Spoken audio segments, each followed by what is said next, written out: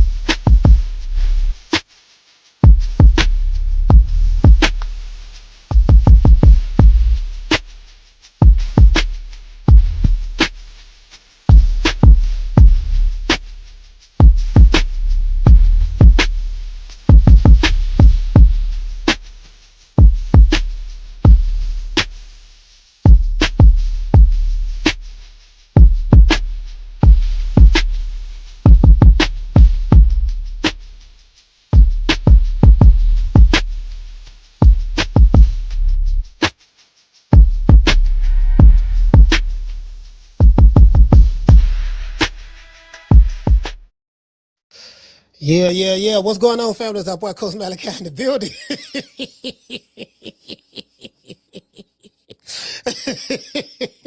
Hey man, y'all share this show, man. I'm telling y'all, hold on, let me turn this light down. Y'all share this show. This gonna be a good one. I promise you. This yeah. So man, yeah, on the real, I swear.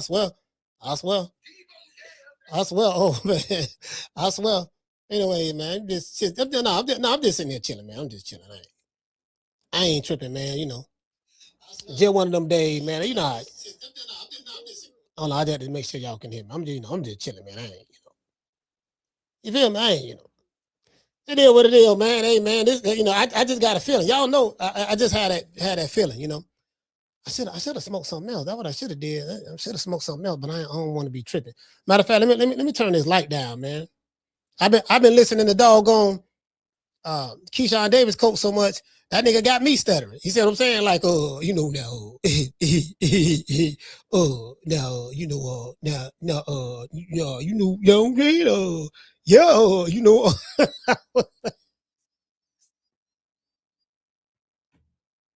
I've been getting phone calls from all over the country, man, of people telling me how country niggas is in Virginia. Bro, I'm dead serious, dog. Prior to this coach, dude, like, I got dudes from New York calling me, dudes from DC, dudes from LA, dudes from damn. Started to sound like him. Nigga sound like a damn doofus.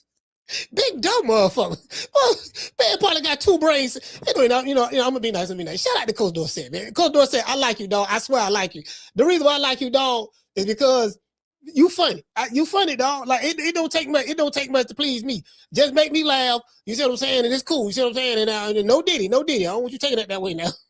Because I don't think you bright enough to catch on. So I don't think you.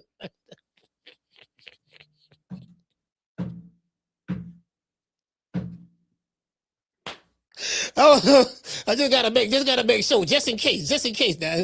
You can't assume, you know what I mean? You can't assume nothing when it comes to these niggas in 2026 now. These 2026 niggas, it's a whole nother breed out there, fam. Like these 2026, I'm still in the 80s and 90s. See, I'm still in the 80s and 90s. Like these 2026 Negroes, it's a whole nother, you get what I'm saying? So, you can't assume nothing now. Hold on.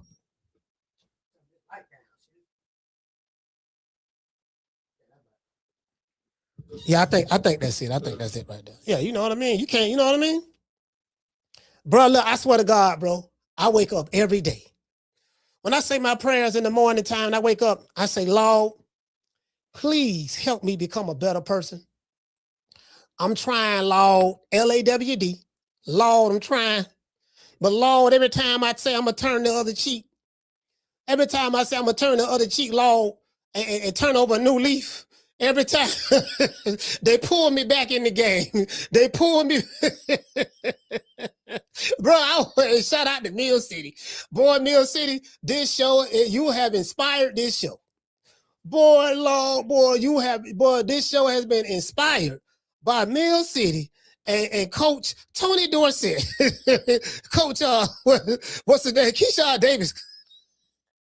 So now I'm starting to look at Keyshawn. I'm like, you know what? Keyshawn's slow too. I didn't realize he was slow, but by me looking at his coach, and then now I'm reflecting back on Keyshawn, how he act, all the stuff he do. I'm like, oh, that's what it is. So I got niggas calling me dog. Telling me, yeah, that's how them niggas. And again, Virginia, now I don't want y'all get mad at me. I'm telling you what niggas in DC, New York, Jersey, that's the other state I'm talking about, Jersey, LA, Philly, can't forget about Philly. They're like, yeah, man, there's some real Bama's there's some real Bama's in Norfolk, man. Them niggas slower than the mother. I ain't saying no. I want no nigga put up on me because I come out of Norfolk. I want y'all put it up on me. I don't want no problem. I don't want no problem. All I'm saying, dog, that's the bird. That's the word. The bird. Put the bird on the word. Or however you want to say it. The bird and the word. Put that together, and that's what it is. That's all I'm saying. I ain't saying it.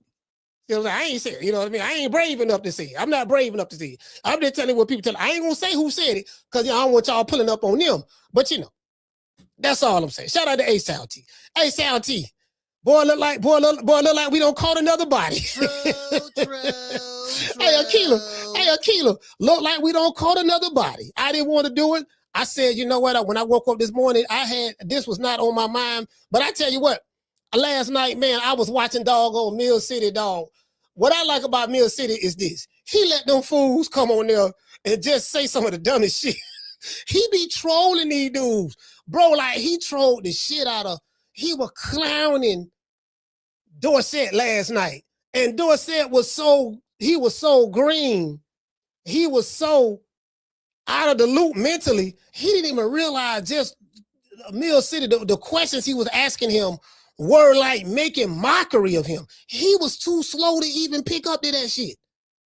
I said, damn, that nigga slow for real. I'm like, damn, that nigga, no. Bro, and then when Bill Haney came on, Bill asked this man one simple question. And every time when Bill asks him a question, he answers the question with another question. Anytime you ask somebody a direct question and they answer the question with another question, that's called deflection. It's a question that they are not comfortable answering, because it probably will make them look, it'll probably be the truth, and it'll make them look in a bad light, that they will try to deflect and throw off something else. Bro, this was one of the funniest live shows I've seen in a while. Man, Keyshawn Davis, I gotta say Keyshawn Davis is trainer. Cause you tied to Keyshawn since you represent him.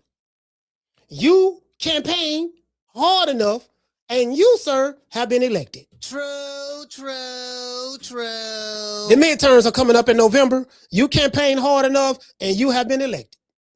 Yes.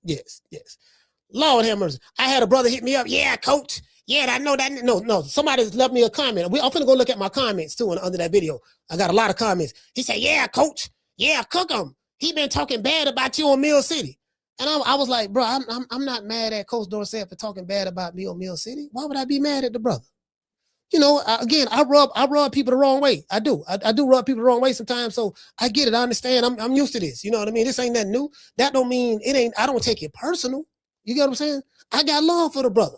I understand. But now after watching that live show last night, I fully understand what the sister, Jada the boxer from Norfolk, Virginia, I fully understand what she was talking about when she said that when you think of Keyshawn Davis's trainer, Coach Dorsett, think of bruh man from the fifth floor.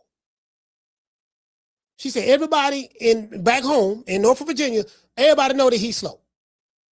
She said think remedial. She said think the male version of Clarissa Shields times 10. That's what she said. So I can't. Me knowing your mental capacity, I can't get upset with you. You see what I'm saying? Me knowing it, you know what I mean? So brother, I apologize. If I said something to hurt your feelings, I apologize. I didn't mean to. See what I'm saying? Because I'm trying to turn over a new leaf. I apologize, brother. You more than welcome to come back over here and talk. Please. See what I'm saying? You want to come over here and curse me out, you can. I ain't got no problem with that. I will sit here and listen to every curse word, every letter in the curse word, brother. That's what you want to do. I ain't got no problem with that. I don't want no smoke. See what I'm saying? I don't want no smoke. Don't send no goons at me. That's all I'm saying. I'm turning over a new leaf. I'm turning over a new leaf. True. Yeah. I'm turning over a new leaf. That's all I'm saying. You know what I mean? Let's let bygones be bygones, brother. Anyway, let's get into the show. Lord, hold on, let's get these super chats out the way. Oh man, shout out to Gold Rush. Hey, okay. Dropping out $2 super chat. He said Coach Dorsett IQ is equivalent to Simple Jack's IQ. Lord have mercy. Shout out to 8B Arnold Brown. Hey, okay. For dropping that half of damn dub on your boy. Hey Leroy. Super chat received. Playtime's over, boy. Hey, he say Dorsett look like them motherfuckers crying over them $5.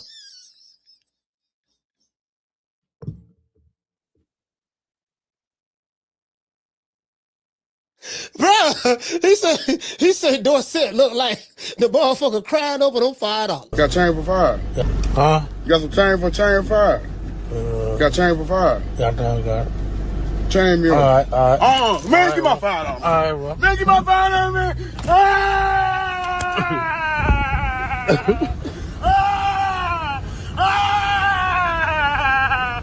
Give my $5. Give my $5.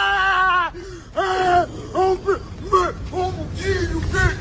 Give my motherfucking $5, man. Man, stop playing me, man. Give me $5. I'm gonna tell you got it $5. I'm gonna tell you got it $5.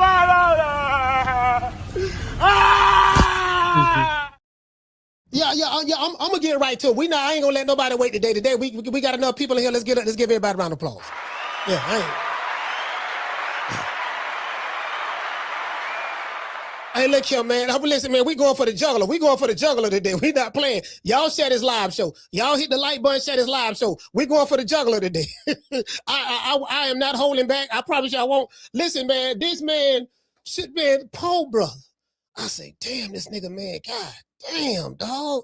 Like, bro, like, it's all making sense now. It's all making sense. And all of Keyshawn Davis's actions now make sense. That boy ain't got them all. Keyshawn kind of slow too. He ain't got them all. Now I'm seeing how Shakur Stevenson was able to manipulate simple-minded Keyshawn Davis. His coach is a reflection of him from an intellectual standpoint. So I'm like, damn, now it makes sense now.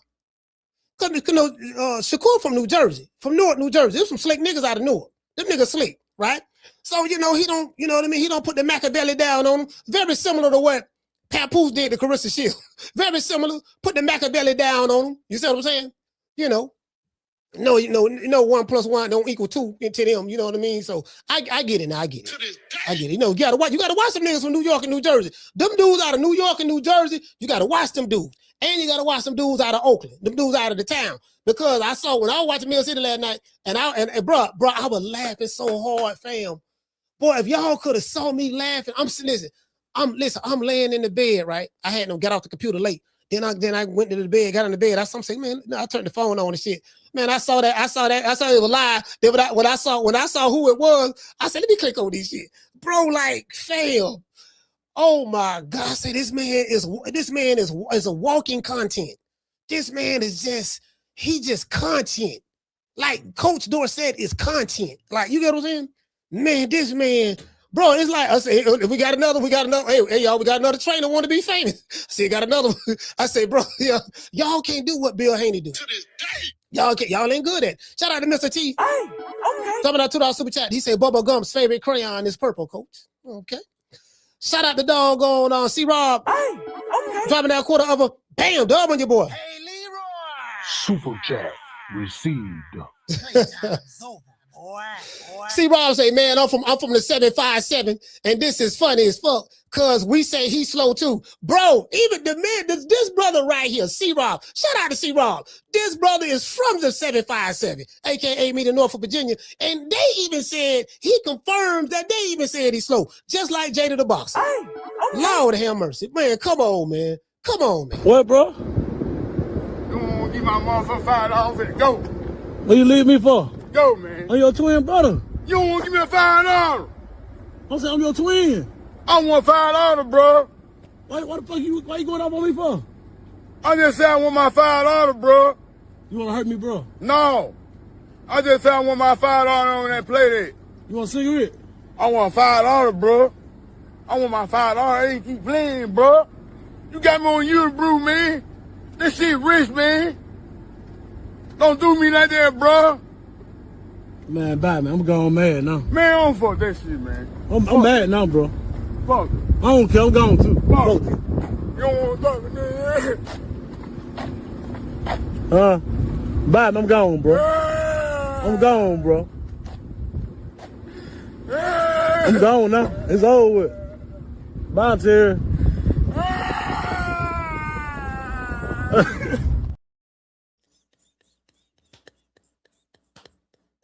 Hey, Akila, I swear to God, I'm trying, dog. I swear to God, I'm trying. This will be very difficult. I might get tongue tied. Hell, I might start stuttering. Listen, that nigga alone there, he got me over here stuttering. Shit.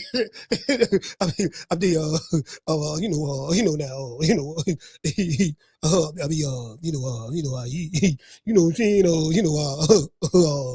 saying, I'm listening to this nigga. I'm getting dumber just listening to this shit. I said, what the fuck is this nigga?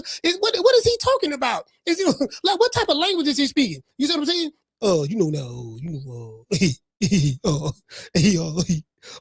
see what I'm saying? Why you ain't negotiate for Keyshawn to get more money? And I'm like, bro, did this nigga just say what I thought he said? He asked Bill,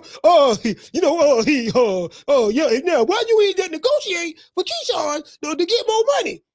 And I'm like, dummy, do you know that Bill Haney is not Keyshawn Davis's manager? James Prince is Keyshawn Davis's manager. Why are you asking the guy who doesn't even manage Keyshawn Davis why he didn't negotiate with Keyshawn Davis's promoter for their fighter to get more money? Do you know how, bro, when I heard that nigga say that, I say, damn, he can't be this dumb. I started feeling like finesse 2 times. I'm like, I'm looking at cause I had caught a headache. I'm looking at this shit like, it was very difficult watching this last night. Bro, like in Mill City, you's a dirty dog. I'm gonna tell you why you a dirty dog, Mill City. I gotta get on you too. You let this man embarrass himself. Mill City held the phone up. He held the phone up to the camera. Showed this man the photo of Keyshawn with the duck suit on. He got the ducky suit on, right? And he's sitting there like, yeah, man, I like that. I ain't gonna say he like, man. I like that. And Mill City like, you like that for real? Yeah, I'm trying to tell you, man. I like that. He say, do you like the chain too?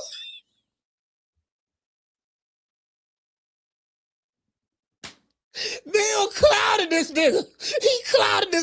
He too slow to even pick up on it. He say, yeah, I like the chain too. You know what? Since everybody in the comment section keep putting the duck emojis, you know what I'm saying? Like we ducky. Shit, I think we can sell that. Like we can put that on a t-shirt and sell it.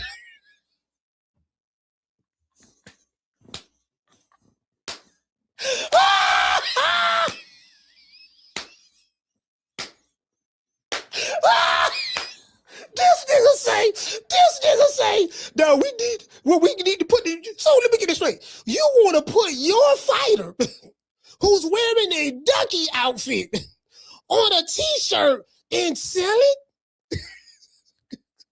Yeah, no, we gonna call him the greatest duck of all time who kicking everybody's ass.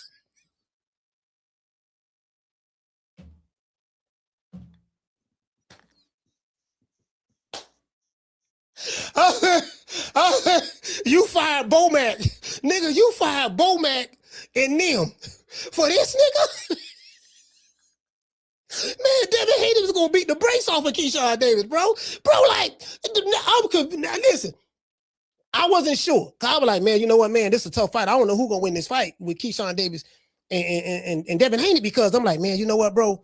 You know, because I think very highly of Keyshawn Davis' skill, and I know he has a different skill set, and, you know, I think he's a stepper. He's going to step in and bring it to him. But, bro, after listening to this coach, Keyshawn didn't stand a chance. True.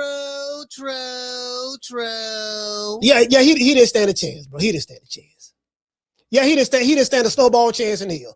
He might have would have got knocked out. Now that I think about it now, I'm like, you know what, dog? He might have would have got knocked out for real. With that nigga, if that nigga is your trainer, yeah, he was in trouble. He was in trouble. To this day. Yeah, he was in trouble. Yeah, he was in trouble. Yeah, he was in trouble. Shout out to Mr. T. Hey, okay. Talking about $2 super chat. He said, man, sounds like you can distract him by jiggling keys. Shout out to Gold Rush. Hey, okay. Talking about $2 super chat. He said, mind you, coach, he's an assistant to the coach. Oh, so he not even a real coach. He the assistant coach. So the coach. So what made the coach hire him as the assistant? We got to question the coach. Hold on, you know what the coach is? Wait, I thought he was the coach. So he the assistant coach. Oh, okay. All right. See. You learn something new every day. Shout out to Rob. Hey, okay. Drop it out half a bam, dub on your boy. Hey, Leroy. Super chat received. Playtime's over, boy. He said the man said he tell Keyshawn to wear that his next fight. I can't make this shit up, coach. Yeah, I heard it. I heard him say it. I swear I heard him say it. Matter of fact, we finna get right to it. No, we finna get right to it. Tim Bradley exposes why fighters are ducking Deebo Devin Haney. Why fighters are spooked about Deebo Dev.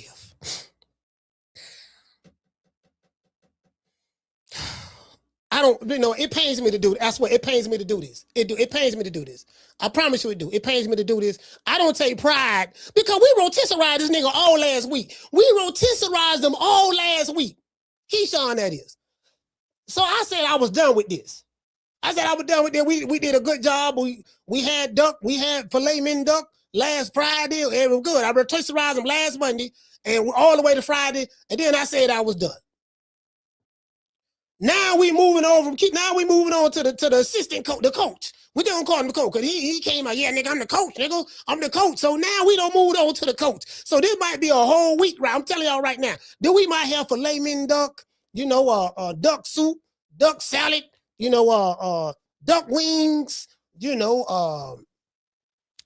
fried duck, boiled duck, sauteed duck, rotisserized duck. Just whatever you can do with the duck in the kitchen, that's what we're gonna have today on coleslaw. On he got me studied.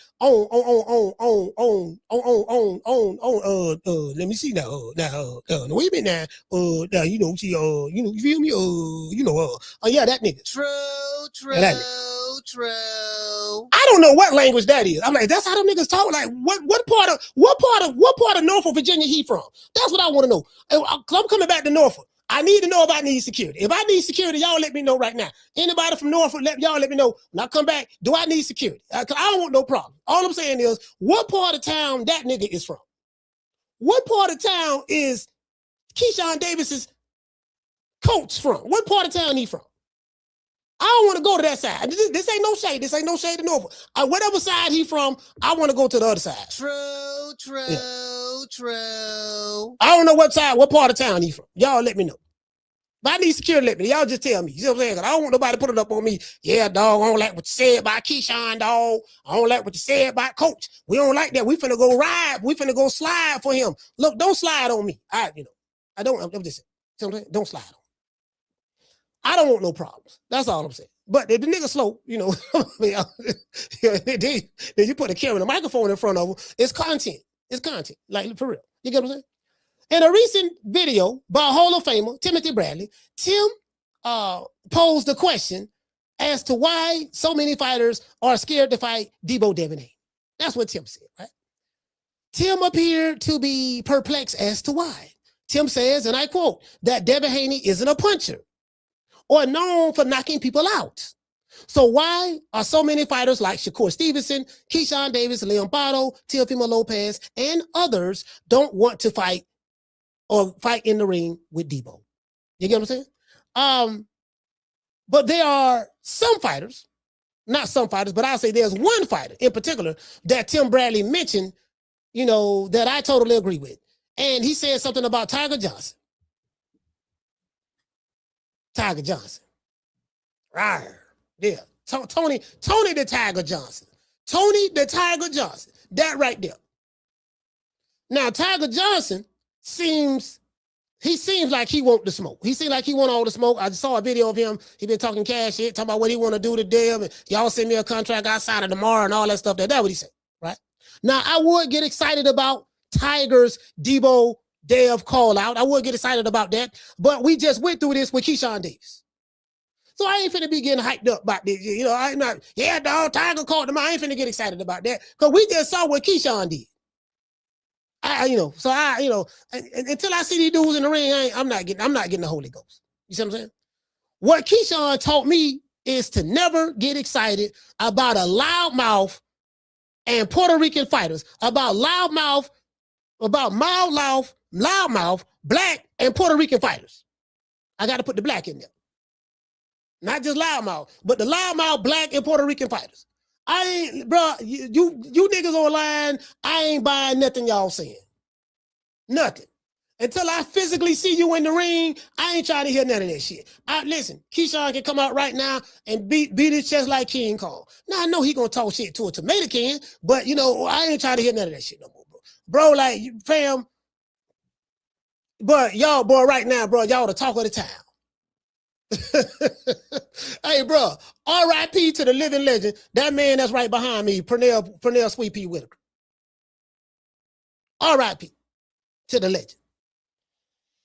He had his issues and stuff like that, but man, bro, like right now, bro, y'all got to hold this L right. Y'all gonna be holding this L probably for the rest of the year. But I ain't gonna, it ain't looking good. What is this, August? Yeah, September, October, November, December. Yeah, about 4 more months. You got this L gonna last till 2027. I can tell you that right now.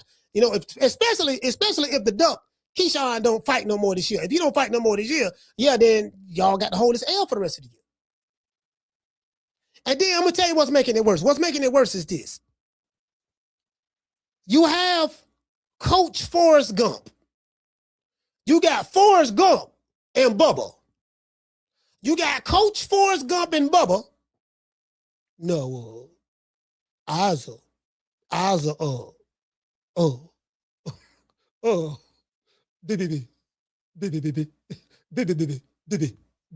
like, what the fuck is this nigga talking about?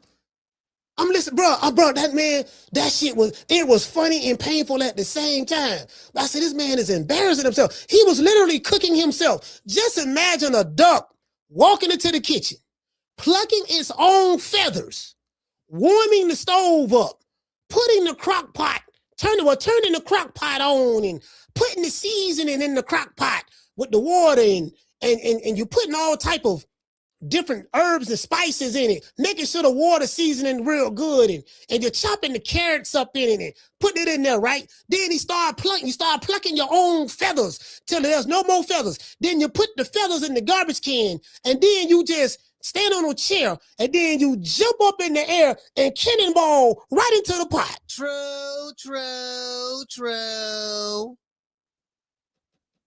Like literally, that's what this dude did. I said, this man can't be this dumb. He can't be this slow. And then I remembered Jada the boxer. Shout out to her on YouTube. I got receipts. True. Anyways, as I said before, that's what Keyshawn taught me, right? I won't believe it until I see these niggas in the ring. Now let's listen to what Tim had to say. We'll get to Tim, but right now I ain't thinking about Tim right now. I ain't thinking about no Tim Bradley right now. We on this nigga ass today. So we having Duck Shalom. Shout out to D Quest. Hey, okay. Dropping that quarter of a bam dub on your boy. Hey, Leroy. Super chat received. Playtime's over, boy. He say, Coach, Coach, is it they want Devin to overpay for his opponents to get in the ring because of pocket watching? Yeah, I guess you're trying to say, do they want Devin to get in the ring? I mean, bro, that don't, take money out of his pocket. That like Devin is not, fam, like, how can Devin overpay? Devin is not paying Keyshawn Davis. Like, I need everybody to get that out of their heads. Because I heard Coach Dorsett say this dumbass shit. Fool. The money you was negotiating, Keyshawn was negotiating with his promoter, Top Rank. James Prince, who is Keyshawn Davis's manager, negotiated with Top Rank to get Keyshawn $3 million, 3 times more than he's ever made. It was not Bill Haney's responsibility nor obligation to make sure that the opponent who is signed to another promotional company, a company who had promotional rights over his fights, it is not Bill Haney's job to negotiate on behalf of the opposing fighter. The person who negotiates on behalf of the opposing fighter is the fighter's manager. In that case, that would be James Prince. This nigga is so slow. He said on Mill City that why you ain't negotiate a better price?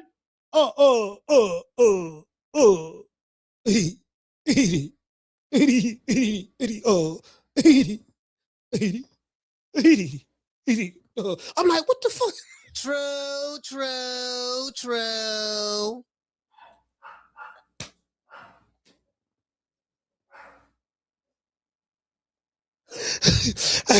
Bro, I was like, this is painful. Bro, this is painful to watch. Like, this is really painful to watch. We just finna get right into it. I'm not gonna play with it. I want to dedicate this show to the hood. I want to thank the whole hood who came out here. I love y'all. I did this for the hood. Y'all know I beat that boy.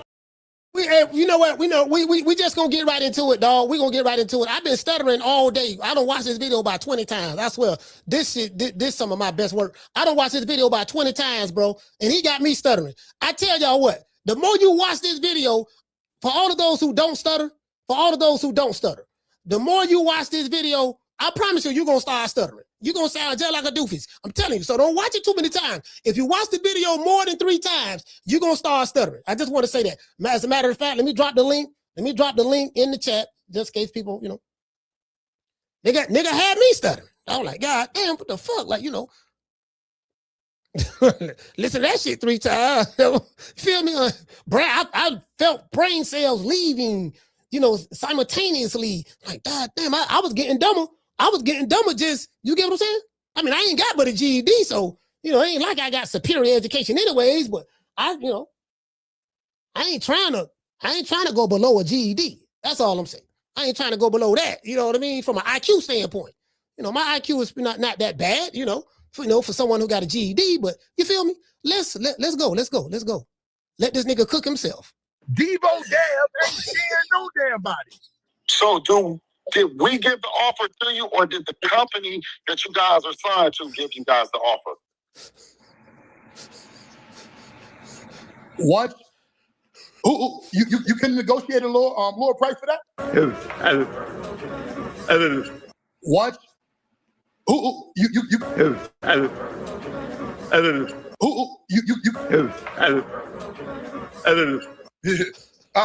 Yes. You couldn't have negotiated more money? You couldn't have negotiated more money for Keyshawn? Bro, you can't make this shit up. I ain't never heard nothing like this for my life. He wanted Bill Haney, who is the CEO of DHP Promotions and who manages Devin Haney. He wanted Bill Haney to push James Prince out the way, who is the manager of Keyshawn Davis, and negotiate with Top Rank, take over James Prince's position. Negotiate with Keyshawn Davis's promoter for Keyshawn Davis to get paid more money. Isn't that the job of James Prince? And didn't James Prince get this nigga 3 times more than what he's ever made?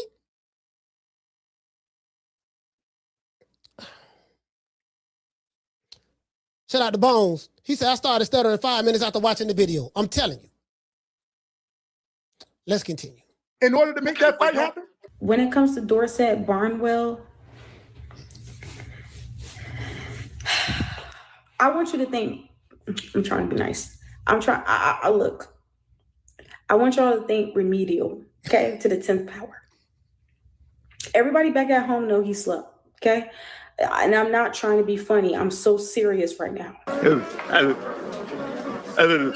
What? Who? You?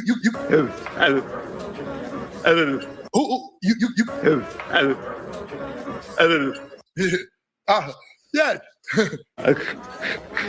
I want you to think of Bruh-Man to the 5th power. Bruh-Man from the show, Martin. Bruh-Man, upstairs, 5th floor. The 5th floor. I want you to think that when it comes to Dorset. Everything that he says, take it with a grain of salt. Please, please. I want you to think a male version of Clarissa. I'm so serious, but worse. But worse. That's why I said, what? Does it sound realistic that Keyshawn is going to be scared of Deebo Dev? Like, bro, I was laughing at this nigga. The nigga there, bro, listen. Y'all know, listen. I was laughing at this nigga right here, bro. This shit was so funny. I was laughing at that nigga, dog, in his face. The shit, the man. Oh, let me stop. I digress. Don't fucking mention me. I don't need you. this guy plays with y'all fucking head, and y'all falling for it. I kept on giving the benefit of the doubt to the fans that y'all weren't gullible or foolish enough to actually fall for that shit, but he got y'all with the quack emojis. Hey, look at the look on Mill City's face. Mill City know this nigga, when niggas start looking like that, Mill City know this man is full of shit. He clowning himself. He looking at the numbers. The numbers was high as hell last night. He had about 1,200-1,300 watching the live. Like, bro, they ran the numbers up last night. I say, man, Mill sitting there looking like, I can't believe this guy is this. You know, because Mill ain't gonna correct him. He gonna let him say some dumb shit and let him keep going and run with it. And then a nigga like me got to play clean up. I got to come back, because I'm the shortstop. I got to come back and play clean up. You get what I'm saying? I ain't got no problem doing that, because, you know, somebody got to do it. True. Somebody got to do it. Might as well be me. He might as well start selling merchandise for that shit. This is a whole process that we're waiting for, so y'all can see exactly what our worth is. Okay, can you explain the process to us? The process is, after y'all try to lowball us, because everybody's going to try to give you what people, everybody's going to try to give you the lowest. Hey, let's start right there. Let's start right there. Bill asked him a simple question. Can you tell us what the process is? Now, on my show, every time I ask him about is the $3 million offer that Keyshawn Davis turned down, is that true or is that a false narrative? Well,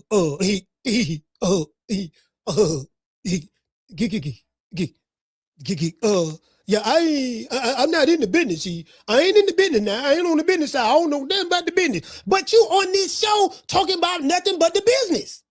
You're on Mill City show talking about the business. So you can't be talking about the business in one breath. Then when a nigga asks you if certain things that we are hearing is true or false from what you know from the business standpoint, then you want to say, well, I don't know nothing about the business. Well, if you don't know nothing about the business, shut the fuck. Don't say nothing. Don't speak to me. Don't look at me. All you talk about is the business, the money. But you don't know nothing about the business. Then why the fuck you talking about the business? True. I digress. Not possible. That's his business. Okay, did we get? No, hang on. You asked me what I believe the process was. When it comes to Dorset Barnwell, I want you to think of Bruh-Man to the 5th power. Bruh-Man from the show, Martin. The 5th flow. I want you to think that when it comes to Dorset. Everything that he says, take it with a grain of salt. Please, please. I want you to think a male version of Clarissa. I'm so serious, but worse. But worse. Why has the fight not happened yet? Because it's something you said. You say if the fight were to fall through somehow, You know, Bill trying to cover his behind by saying, you see, Keyshawn don't want to fight. Y'all see how he looking around? Y'all see how, I just called that. You see how he would have tried to think so, right? You know, I asked him that question. Shit, you nigga like, nigga with the looking, you know, I mean, you man, like, you know, bro, listen, I just caught that, fam. Nigga with the looking round and shit. Why would this fight fall through, meaning not happen? What would make this fight not happen from your perspective? Well, you would have to ask Bill that. This is a whole process that we're waiting for. So y'all can see exactly what our worth is. Okay, can you explain the process to us? The process is, after y'all try to lowball us, because everybody's going to try to give you. Bill Haney asked this man, can you tell us what the process is? Don't you know he answered the question with another question? He didn't tell Bill Haney what the process is for them knowing what they're really worth. Now he talking about business again, the same business that he said he don't know nothing about. He's talking about business again. When Bill asked him, can you explain to us what the process is? Because Bill finna let the nigga hang himself, which he did hang himself. Bill, that was a setup question by Bill. Bill slid that on in there. I said, yeah, he set this nigga up. He slid that on in there. And then guess what? He went to, see, the process is when y'all tried to lowball us, everybody know y'all tried to lowball us. He didn't even say what the process was. He said, you know, why y'all tried to lowball? Like, come on, fam. True. This nigga look like he live in Section 8 housing right now in 2026. I digress. What everybody's going to try to give you the lowest amount possible. That's just business. Okay, did we get? No, ain't going. You asked me what I believe the process was. Why has the fight not happened yet? Because it's something you did that you said. You say if the fight were to fall through somehow, you know, Bill trying to cover his behind by saying, you see, Keyshawn don't want to fight. Why would this fight fall through, meaning not happen? What would make this fight not happen from your perspective? Well, you would have to ask Bill. I ain't gonna lie, dog. That nigga eyes, is it me? This nigga eyes is real far apart. Like one eye over here, the other eye over there. I'm like, this nigga eyes is really, you know, like everybody eyeballs be kind of like close to their nose. This nigga eyes way over here.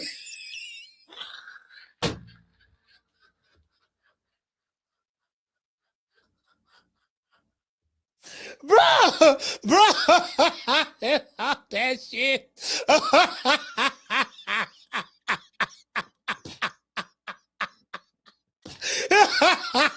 That nigga eyes look like they confused. One eye confused and the other eye confused and the other eye confused. True. This nigga got a pair of confused eyeballs in his eye sockets. Like, boy, come on, man. Man, you can't make this shit up, fam. You can't make this shit up. Bro, like, boy, I love boxing. I love American boxing, boy. American boxing is the best thing smoking in the world today. Well, because Bill, he's the one that's trying, that's a safety net. That's a safety net. That's a safety net. That's a safety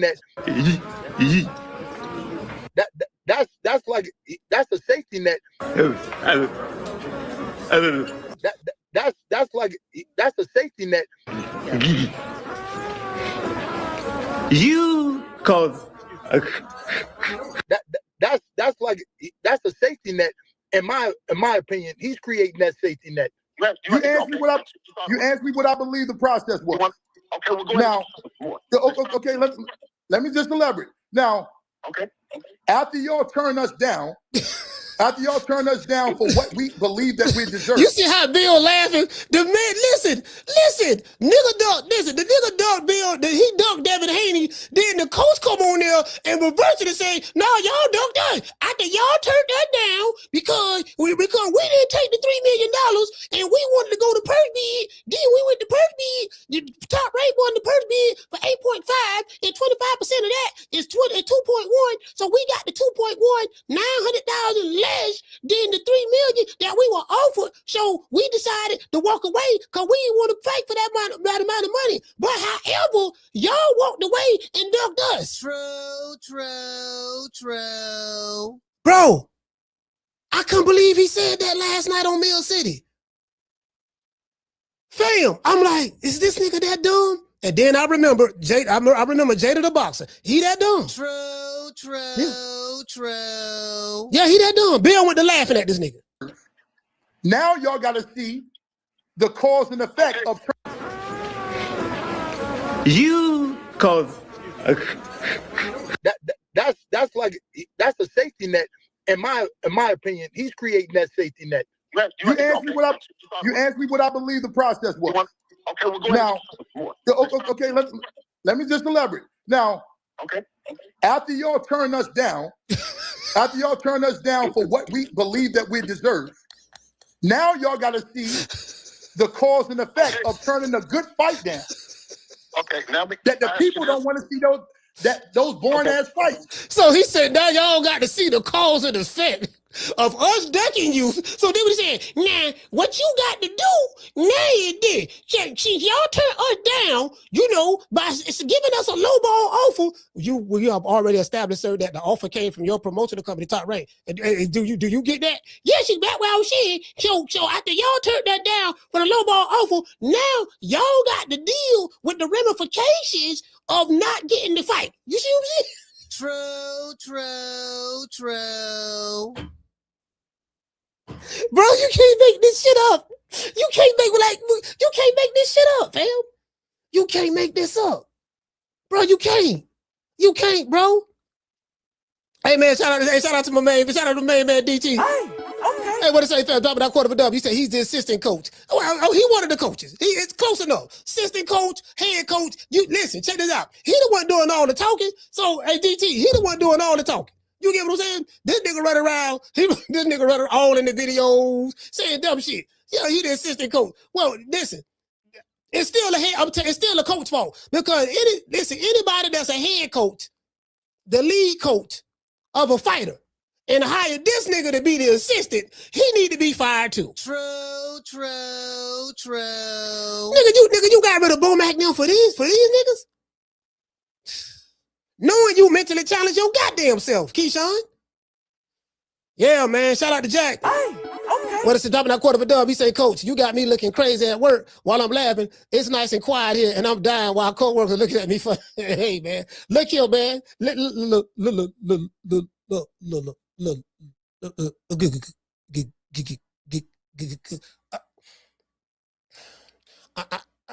I hope that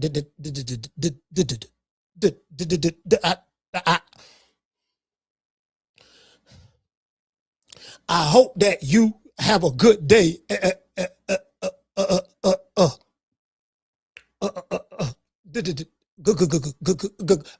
at work. True.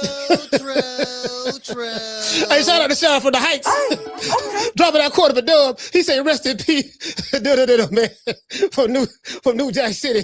But we got another one. Coach Dorsett. Hey, look here, man. The man did it to himself. Shout out to Big Money. Hey, man, dropping that quarter of a bam dub on your boy. Salute to you, fam. He said, how you finesse yourself out of $3 million?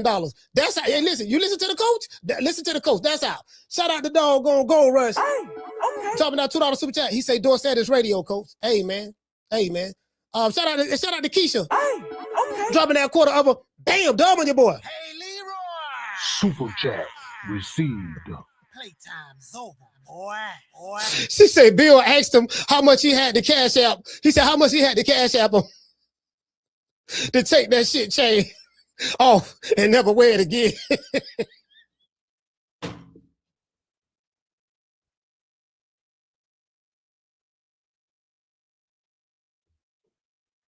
Oh my God.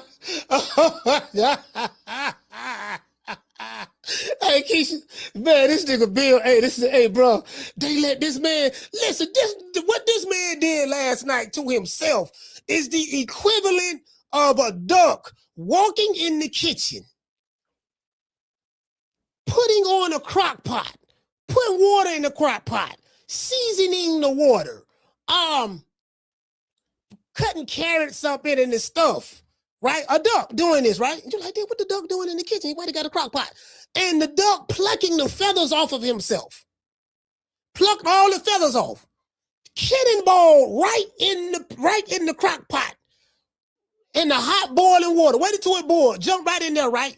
Then reached out, grabbed the top, the crock pot cover to cover it up, put the cover on himself, locked it, and rotisserie, and went ahead and got cooked. True.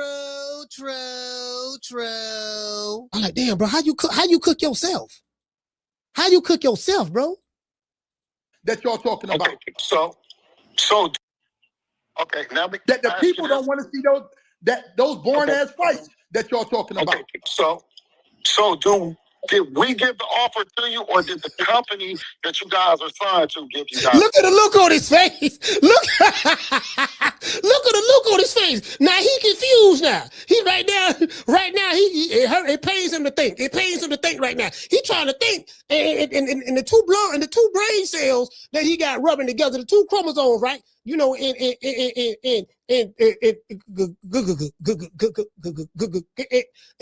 now he got a confused look on his face. I say, damn, bro, this man slow for real, man. Like, I didn't, again, this ain't no shade to our brother. Again, the coach don't say, I got love for you, bro. I do. I got love for you. You funnier than a motherfucker to me. You funnier than a motherfucker to me. You see what I'm saying? Bro, please, bro, fail. You funnier than a motherfucker. You the last dude on the planet Earth that I'm gonna be mad at. I want you to continue to talk. Bro, the more you talk, please. I'm telling you. Please. True. Lord have mercy. Lord have mercy. The offer. So did we give the offer to you, or did the company that you guys are signed to give you guys the offer? What? You can negotiate a lower price for that? Or did the company? Bro, I want y'all to hear this. Bill asked him, did we negotiate with y'all, give you the offer or something of that sort? Or did the company who Keyshawn is signed to give him an offer? Did you see the perplexed look on his face? He didn't answer the question. He answered the question with another question. He said, couldn't y'all negotiate a lower number than that? What the fuck are you talking about? Can y'all negotiate a lower number than that? I say, damn, this nigga, bro, it's worse than I thought. I want y'all to hear this one more time. Now, I ain't got but a GED, so y'all got to work with me. Let me just elaborate. Now, okay. After y'all turn us down for what we believe that we deserve, now y'all got to see the cause and effect of turning a good fight down. Okay, now that the people don't want to see those born ass fights that y'all talking about. Okay, so did we give the offer to you, or did the company that you guys are signed to give you guys the offer? What? You can negotiate a lower price for that? What?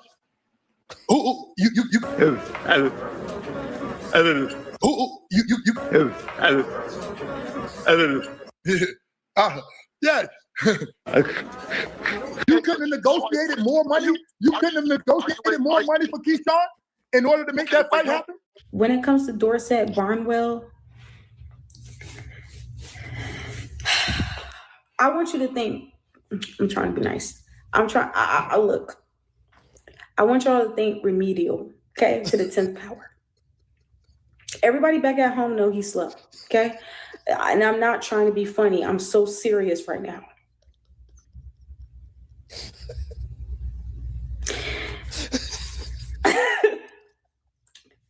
I want you to think of Bruh Man to the 5th power. Bruh Man from the show, Martin. The 5th flow. I want you to think that when it comes to Dorsett. Everything that he says, take it with a grain of salt. Please. I want you to think a male version of Clarissa. I'm so serious, but worse. But worse. Now, this man is. There's a lot Deebo. of fucking ducks on the chat. You're right. Yeah, you know what I'm saying? Like, he might as well start selling merchandise. Goddamn. Bro, look at this nigga eyes. Look at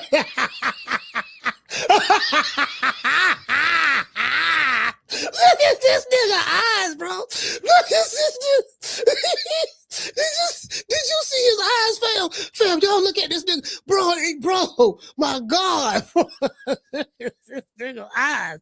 Bro, this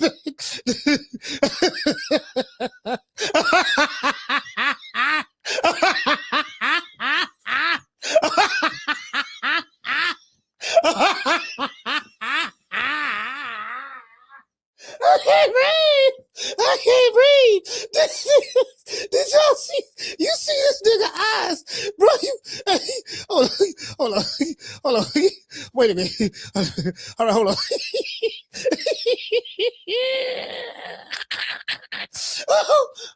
Wait a minute.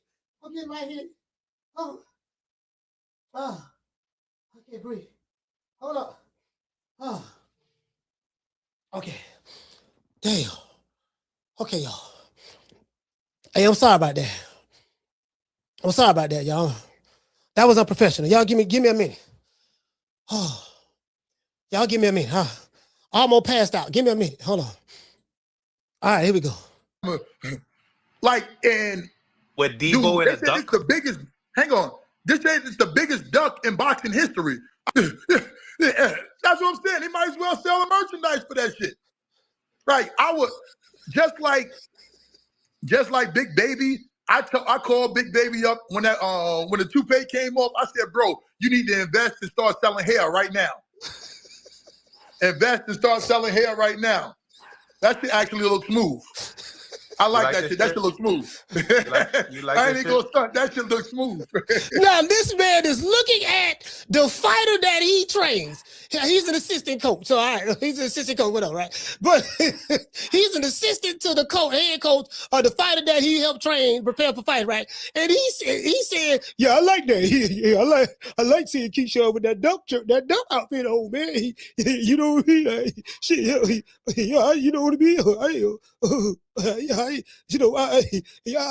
I like that. That looks smooth. I like that. I'm trying to say, who the fuck is at the door? Oh, okay. Who says that, fam?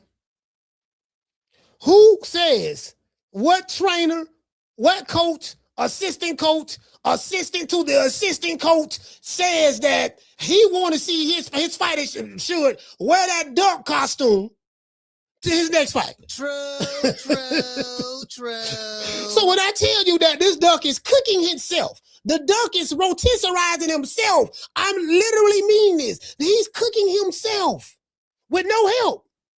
Mill City egging him on, but outside of that, with no help, he's cooking himself. No feathers left on this duck. No feathers. True. Oh, Lord have mercy. But this man almost made me pass out. I like Coach Dorsett. Coach, I like you, boy. I swear to God, I like you. Boy, I swear to God, I like you. That shit look raw. You like the chain? Hey, and he drinking Kool-Aid. He drinking red Kool-Aid out of a red cup. This man drinking Kool-Aid. I would tell Keyshawn, come out with that outfit his next fight. Really? Yes, the duck that beats the shit out of you. That's nasty work, coach. Hey, Mill City sitting there laughing. Mill City say, that's nasty. He said, that's nasty work, coach. I said, this nigga, I said, Mills, he said, he real smooth with it, boy. But I don't know how he was able to do that with a straight face, bro. Like, for real. I don't know how he was able to do it. I digress. Why has the fight not happened yet? Because it's something you did that you said. You say if the fight were to fall through somehow, you know, look how he looked. Look how he looking, dog. Look how he looking at the camera. Look how he's looking at the camera. Oh my God. All right, hold on. My bad. Sorry about that. So Bill trying to cover his behind by saying, you see, Keyshawn, I want the fight. Why would this fight fall through, meaning not happen? What would make this fight not happen from your perspective? Well, you would have to ask Bill that. You asked me what I believe the process was. Okay, well, go now, ahead. okay, let me just elaborate. Now, okay, after y'all turn us down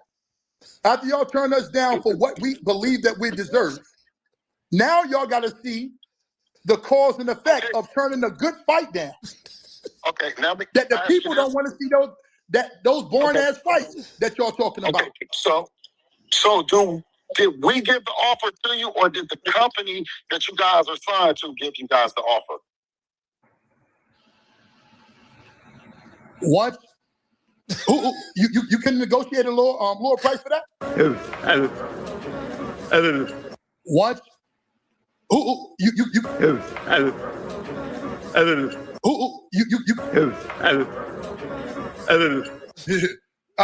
Yes. You couldn't have negotiated more money. You couldn't have negotiated more money for Keyshawn in order to make that fight happen. Bro, you can't make this up. Let's give the star of the show, Coach Dorsett, Keyshawn Davis, assistant coach, coach whatever. He's coach. I'm still calling him coach. Keyshawn Davis, coach. Let's give him a round of applause.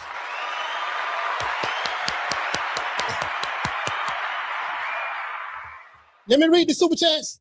It's only right. It's only right that I call Bill. I got to call Bill Haney now. I got to call Bill. Shout out to Tremel. Hey, okay. Dropping that half for bam, dub on your boy. Hey, Leroy. Super chat received. Playtime's over, boy.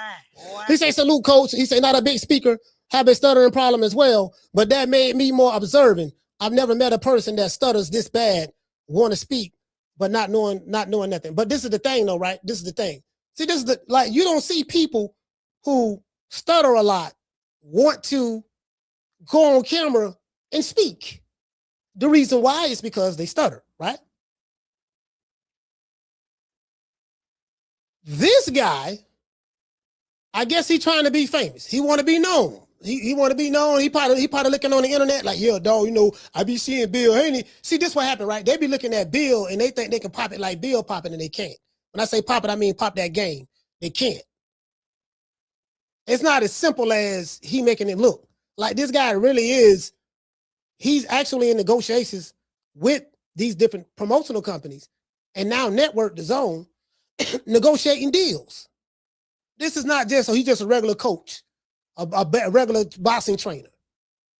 It's not as simple as that. Did you get what I'm saying? And these guys, like this, if he's an assistant coach, so what does he do? Does he just wipe the sweat down? So he pretty much do what Booger Ray Leonard did. When Booger Ray Leonard used to be in the corner with Floyd Mayweather, he doing what Booger Ray Leonard did. Carry the spit bucket, sponge him down in between rounds. That's probably what he do. True. Yeah. That's probably what he do. That's probably what he do. More than likely. If I was a betting man, that's what he do. More than likely. Got chain for fire. Huh? You got some chain for fire. Got chain for fire. Got it. Chain me. All right. Man, get my fire on. All right, bro. Man, get my fire on, man.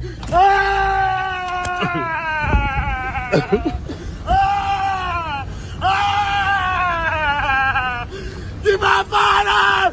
Get my fire! I'm gonna kill you, bitch. Get my motherfucking fire out, man. Man, stop playing me, man. Get my fire out.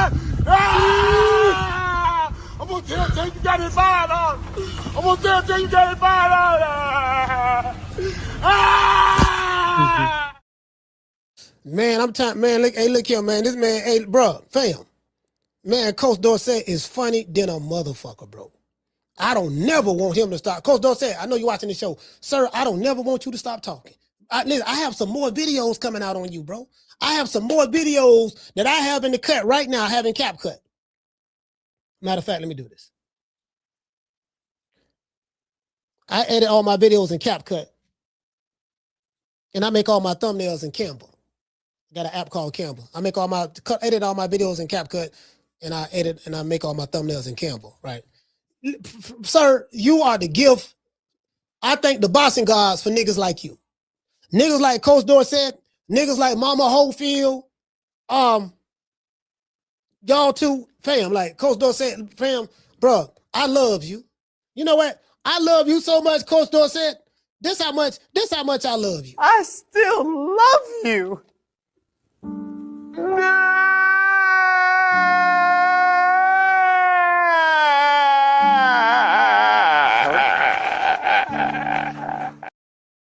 I don't know. You and that dude that was crying, y'all looking like that might be your daddy. Anyways, shout out to Green Eyes P. Okay. Dropping that quarter of a bam, dub on your boy. She say simpleton and window lickers. Yeah, I think he licking the window right now with what they call it, the window cleaner, Windex. With Windex, he probably sprayed the Windex on. Like again, he don't look like he the sharpest butter knife in the kitchen, so he probably sprayed the Windex on the window or spray the Windex on the mirror, and instead of getting some newspaper, because newspaper clean the mirror very, very well, better than the actual paper towels, right? Instead of getting a newspaper or old newspaper to wipe the mirror off or a napkin, he probably sprayed the Windex on the mirror or on the window, and then he lick it off. True.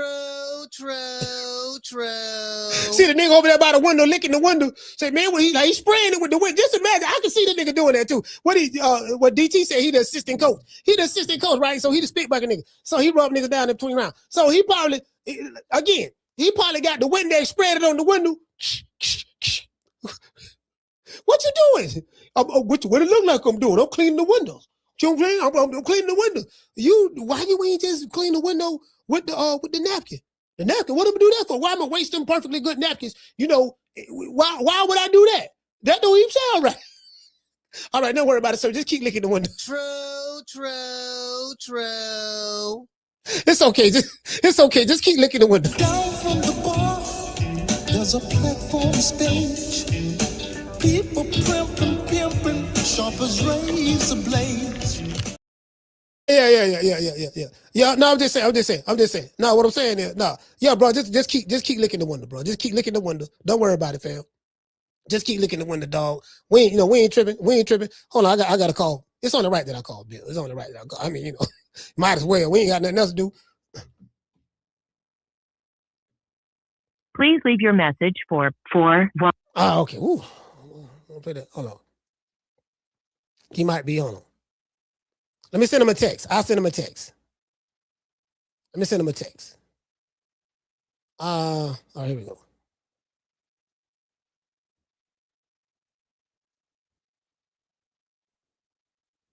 Hold on.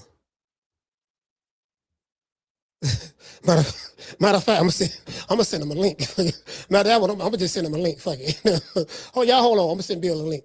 Fuck it. I want Coach Dorsett. Boy, Coach Dorsett, boy.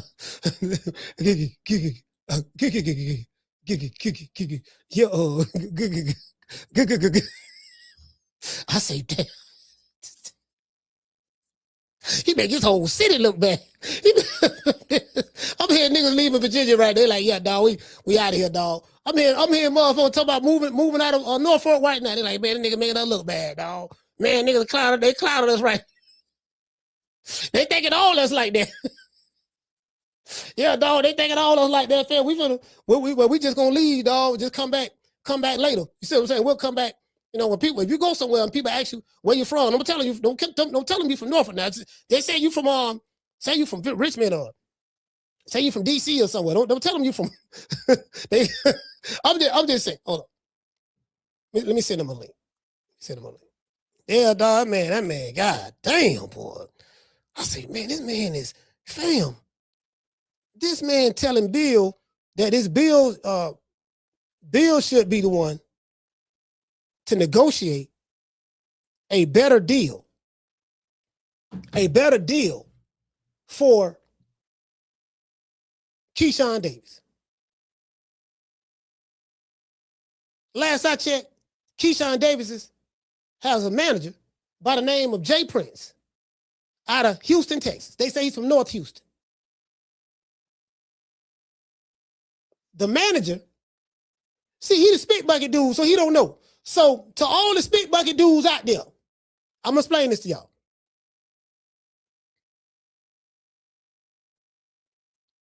The duty of a manager is to negotiate the most money, the highest fight purse possible for his client.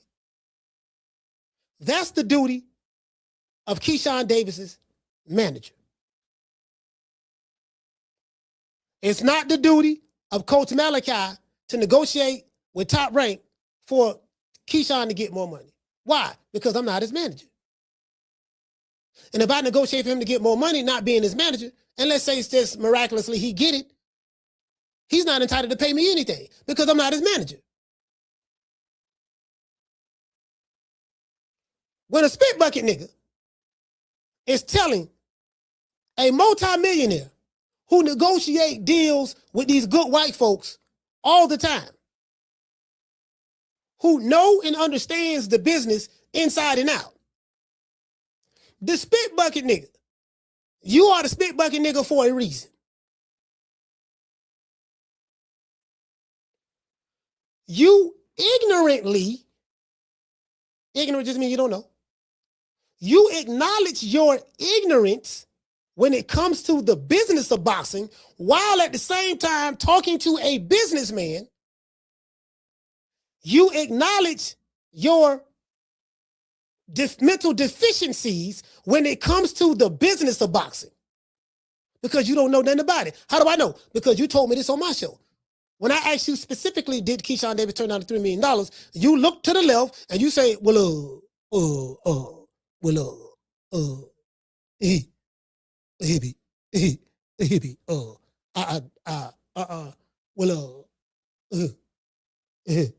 I don't know nothing about the business.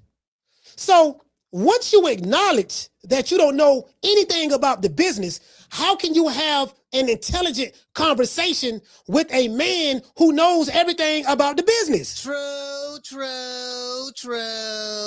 If I am ignorant to a subject matter, I cannot proceed to have an argument or a debate with you on said subject matter that I am ignorant to. It makes me look like a fool. Only a fool would argue with a guy who is well versed in the subject matter or topic that I am ignorant to.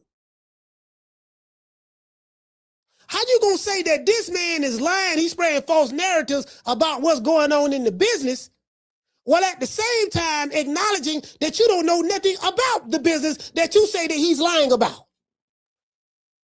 Does it make sense? Now, I figured this out with a GED. If I can figure that out with the GED from Hillsborough High, if I can figure that out, surely you could be able to figure this out, sir. And I'm not being sarcastic. I'm just trying to break this down to the least common denominator. I understand, sir, that you might be suffering, having some mental issues. And I'm not making mockery of anyone who have mental issues. I'm not. But you don't see people who have mental issues all in the camera, talking loud and wrong. Stop talking like you smart. Thinking is not your strong suit.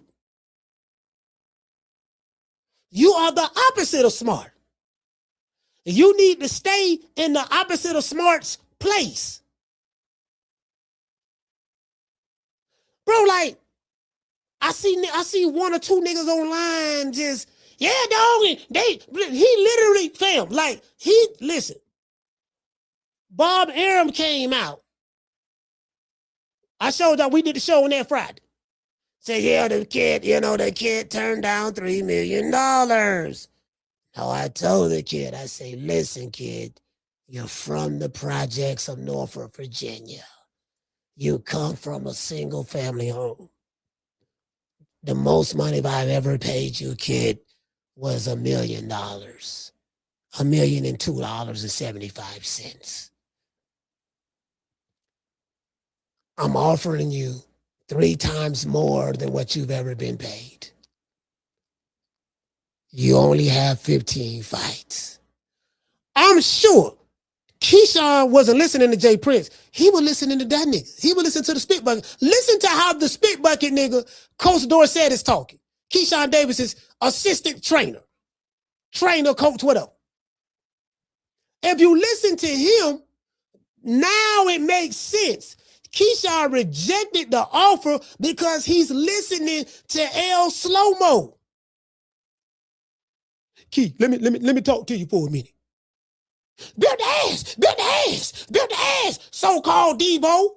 Don't be picking on Hispanic people. Pick on me. Now, when you listen to Keyshawn and listen to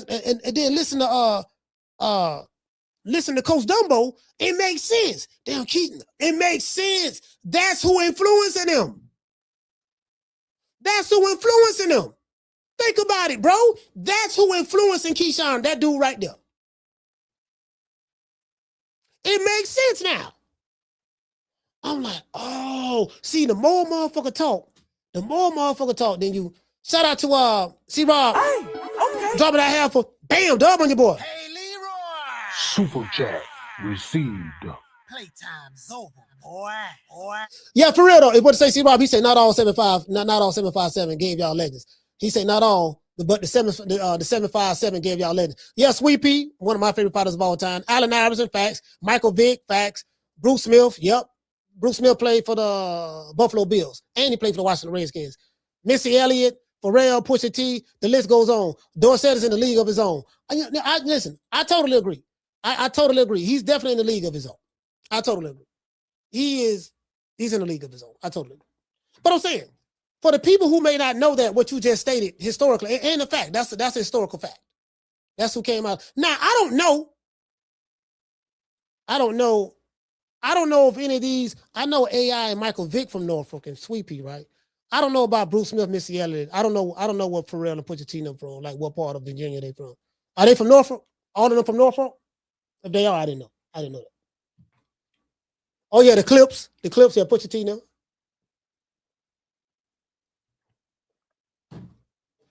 Yeah, the Clips, yep.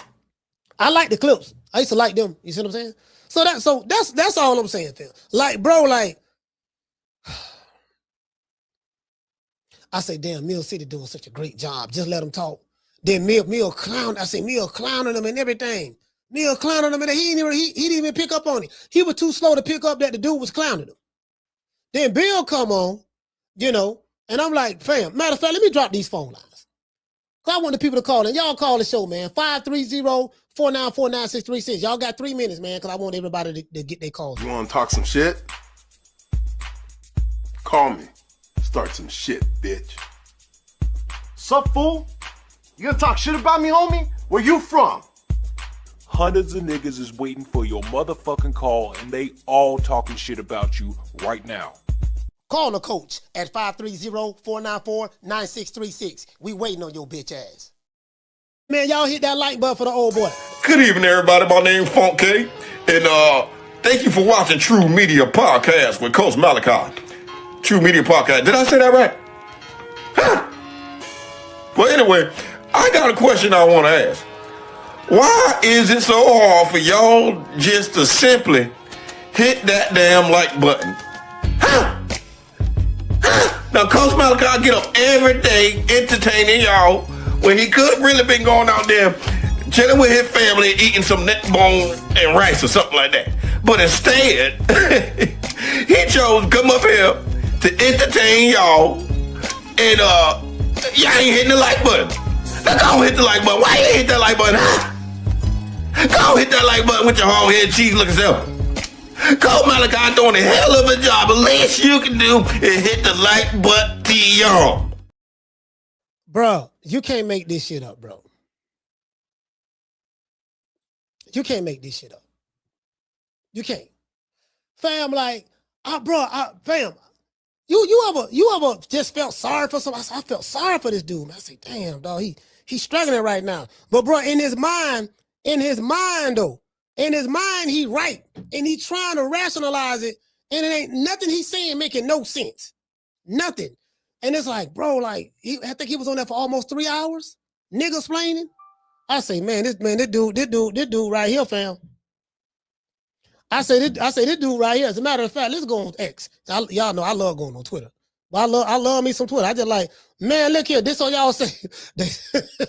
Somebody just sent me this shit. Boy, y'all ain't shit. Boy, y'all ain't shit. Boy, I swear y'all ain't shit. Y'all ain't shit, boy. Somebody just sent me this here. Right here. This the dude y'all say he sound like. There's pineapple shrimp. There's lemon shrimp, coconut shrimp, pepper shrimp, bubble gump shrimp, Dorset shrimp, bubble light shrimp, now what we got to do now is now we gonna need more money now. What you gonna have to do is you gonna give more money, you know what I mean? I just all I'm saying is you got to give some more money now, cause you got to negotiate. It's your job to negotiate for Keyshawn to get more money. And I'm like, okay, I ain't got but a GD, but smarter than that. Okay, so explain to me again, sir, how does this work? So my fighter name is Devin Haney. And I manage him, right? Keyshawn Davis's manager name is James Prince. And he manages Keyshawn Davis. So if you don't know what manage mean, I advise you to look it up in the dictionary, okay? Because I think you're confused. You talking to Bill as though he manages Keyshawn Davis. No.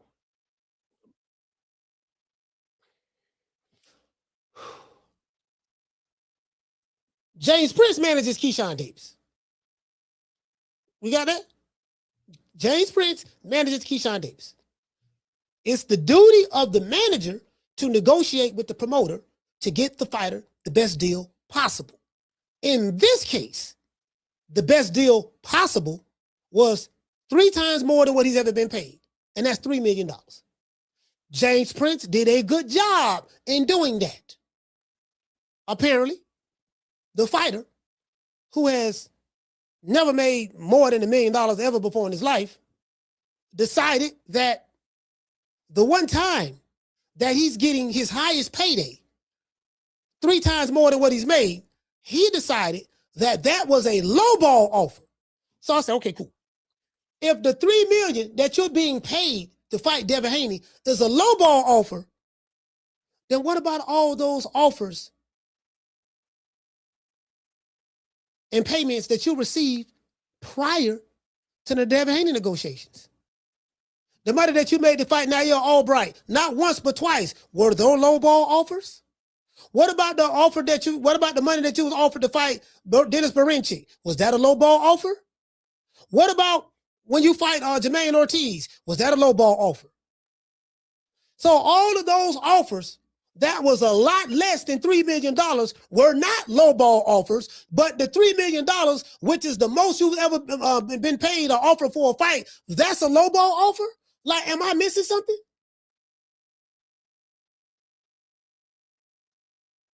Am I missing something? Phone lines open, man. 530-494-9636. The phone lines are open. Shout out to DT. Hey, okay. Dropping that quarter over. Bam, dub on your boy. Hey, Leroy.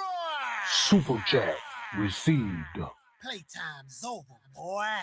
Hey, what did it say? He say somebody in the chat asked him why he won't come back on the show. He started lying and the chat flamed him. Yeah. No. I heard it. He said that he said Bill Haney got me on the payroll. He said, see, Bill got him on the payroll. I'm like, well, shit, okay, well, I mean, if you say so, right? However, what does that have to do with the price of tea in China? Like, literally, I'm rotisserizing. Well, I'm not even rotisserizing. You are rotisserizing yourself. I don't poke so many holes in this. It's pathetic. I'm not upset with you, brother. I'm really not. The door is welcome. 530-494-9636. The door is welcome. Are there any Keyshawn Davis or Coach Dorset supporters who want to call the show? Like, anybody? Is there anybody want to, you get what I'm saying? Like, am I? I'm just asking for a friend. You did? True. Let's go over here. I got to show y'all the comment section. I got it. Nah, you know what, bro? I got so many comments over here, bro. Man, I have so many comments over here. This right here is, bro, like this is,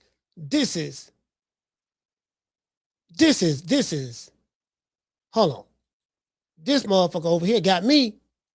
He got me over here stuttering. You know what I'm saying?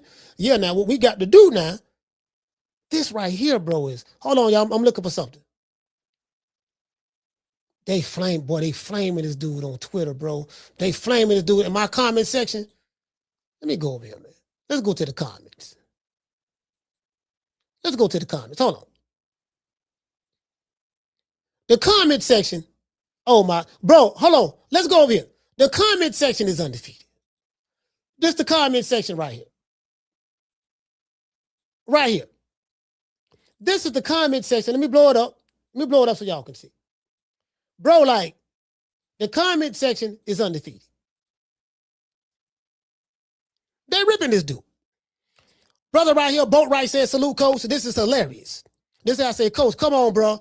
He said, cutting the Sean off the screen of the movie with Eddie Murphy.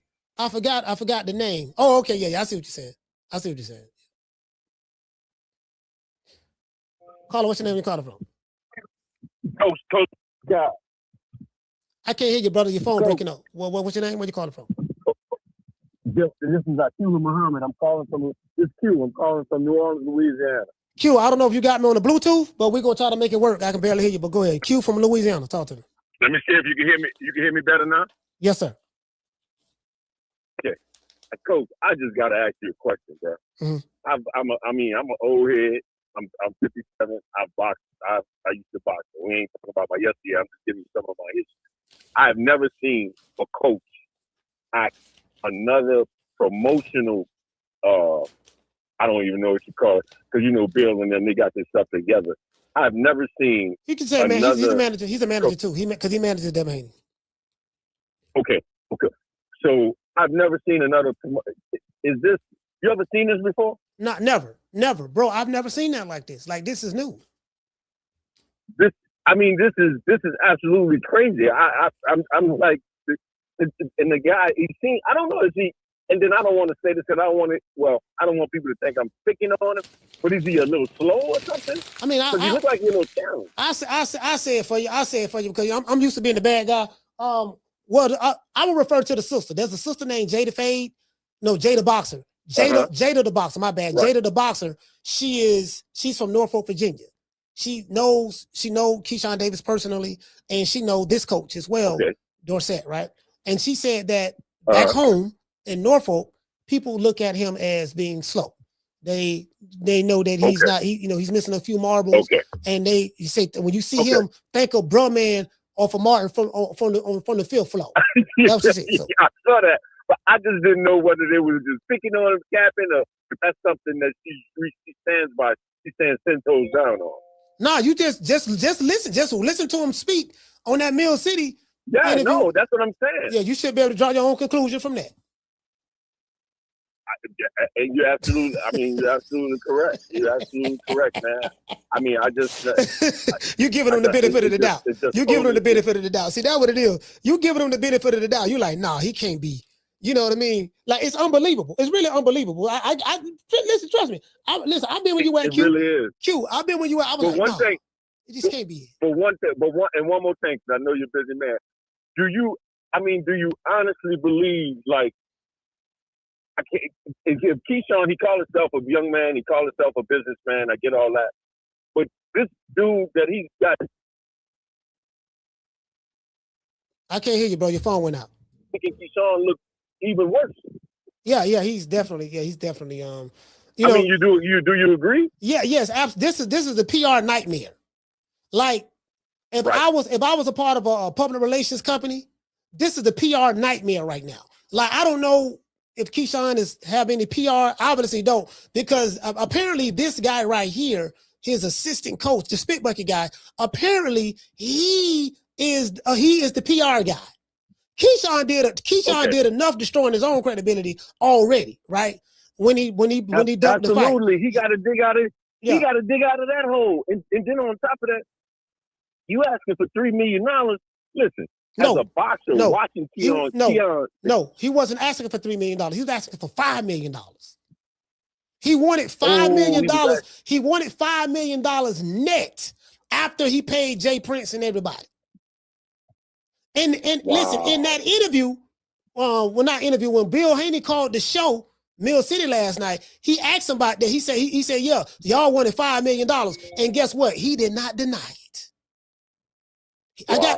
I recorded it. He did not deny it. He was like, well, don't you think we deserve that or this and that? Like everything that he said that Bill was lying about, that was false narratives, he literally like admitted everything outside of what Bob Arum and everyone else in the media was saying. Like literally. Wow, that's crazy. He cooked himself. They cooked themselves. I mean, these young fighters don't realize that. I mean, bro, you're getting $3 million. This is triple what you've gotten paid ever. This is your highest payday. You gotta give a little to get a little. I mean, you know what I'm saying? You're getting more money than ever. Yeah. If you so-called gonna beat Devin up like you said or whatever, you're gonna hit him with a brick or whatever. I mean, everything you winning everywhere. You winning all the way around. So what's the problem? He listening to that coach. And I think that's obvious. To me, I'm like, oh, it's making sense now. It's making sense now. Anytime someone say that $3 million is chump change when the most you've ever made was $1 million and you want to net $5 million. So that means he wanted to get paid more than $5 million because net means, hey, what I have after I pay everybody. Whoever got to get paid off the top. So yeah. Another thing he don't admit to is he's literally asking Bill to help him. Like he said, oh, you should. He's talking about Bill should say Keyshawn.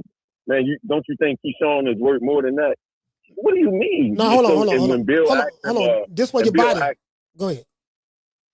And Bill asked him, so you asking for my help? I mean, I must have almost cracked the rib when Bill said that. No, but not only that. That's literally. No, but not only that. How can you say you want Bill to help Keyshawn when we got a video with Keyshawn saying, stop DMing me? He's doing his neck like this. Don't DM me. I didn't ask for no mentions. Don't mention me. Stop DMing me, old head. He said, old head, stop DMing me. So how in one breath you want Bill Haney to help Keyshawn Davis, but when Bill was trying to help Keyshawn Davis, Keyshawn telling Bill, stop DMing me. Don't mention me. I didn't ask for no mentions. So you can't have it both ways. Right. And see, that is what you just said right there. That proves that he's ducking because you really don't want to fight. You just want to cap on social media and seem like and give all the bravado that you this bad guy. But at the end of the day, when you get that right down to brass tacks, you don't really want to fight, and you don't really want the problems that Devin Haney presents. You don't want it. So I mean, it's clear to me. It's real clear. I appreciate your time, Coach. Yes, sir. Bro, you can't make this shit up. Hey man, shout out to Aquila, man. Shout out to Aquila. Shout out to Adrian. Adrian Crook, what's going on? Hey, you can't make this up, bro. You can't make this up. 1 minute, okay, fam. Do you want me to help you or do you don't want me to help you? Bro, like, I'm listening to this dude, and it really did hit me. I said, you know what, fam? This dude can't be, he ain't smart. He ain't trolling. No, like, no, he's serious about this shit he's saying. Like, in his brain, this shit was making sense. In his brain, this shit was making sense. Everybody laughing at this dude. Everybody clowning this dude. Caller, what's your name? You calling from? Hey, this is Thomas from South Jersey. And also, I wanted to say real quick, when he was saying all that, oh, Bill, stop texting me, emailing me, and all that type of stuff, he also admitted, he said, you got nothing to do with the money. Yeah. He said, you got nothing to do with the money. I know where the money's coming from. I already got that on lock. That's what he was saying. Yep. He said, so stop texting me. Stop calling me. To me, Thanks. You know what I mean? I think it's to everybody that's in your chat. He sound like a duck. We all know he a duck. Shakur's a duck too. And that's not even trying to clown Shakur and Keyshawn. I actually like those dudes, but they ducks. Keep it real. They scared of Deebo. Yeah, you know what, man? You hit the nail right on the head because, bro, like you cook yourself. you can't say it was Bill's job to make sure Keyshawn get more money, but Keyshawn is saying the total opposite of what his coach is saying. Keyshawn is saying, like you just said, I don't need no help. I don't need no mentions. I'm already talking to the people, who got the money, who put the money up. I'm talking to your bosses, Bill. That's who I'm talking to. He said all this shit.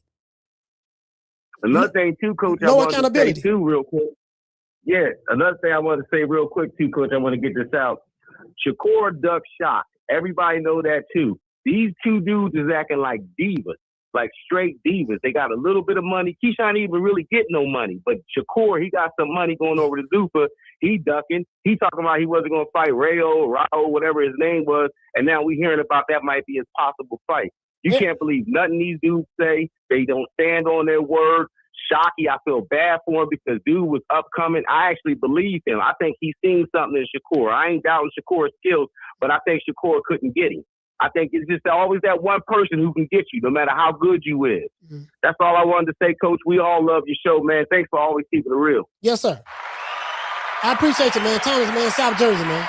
South Jersey, stand up. Bro, like, fam, like, everything you say is just too easy to blow out the water. Bro, this what you said right here. This what you said right there. That's why when you keep doing these videos, it's like, we're going to pull these receipts up. No, this what you said right here, baby boy. You said that right, that too, right? And you said that there, like that there. Hold on, let me see. Which one is this? Matter of fact, let's pull this shit up. This nigga here, man, is hilarious, bro. This dude, bro, let me tell you something.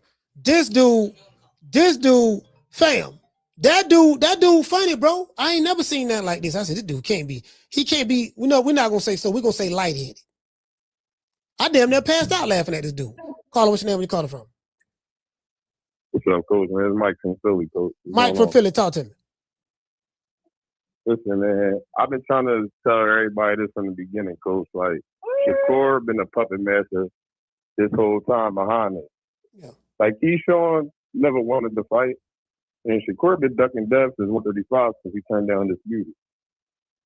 Let's just keep it real. He never wanted, like, Keyshawn never wanted to fight that. He even said he never wanted to fight him. He said he wasn't ready for that. Shakur been trying to put Keyshawn in place as a pawn to get away from Devin Haney this entire time. And nobody really seeing that. Everybody really mad at Keyshawn. Everybody really should be mad at Shakur. For real. Yeah, well, Keyshawn is definitely there. Keyshawn is definitely there to shield Shakur Stevenson. I think, we've put that together over here as well.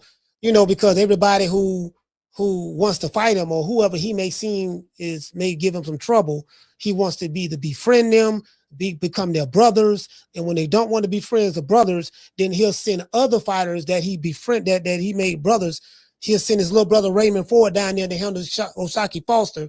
And then he'll send Keyshawn up, who was the #1 mandatory to fight for the WBO title that Shakur Stevenson currently have right now.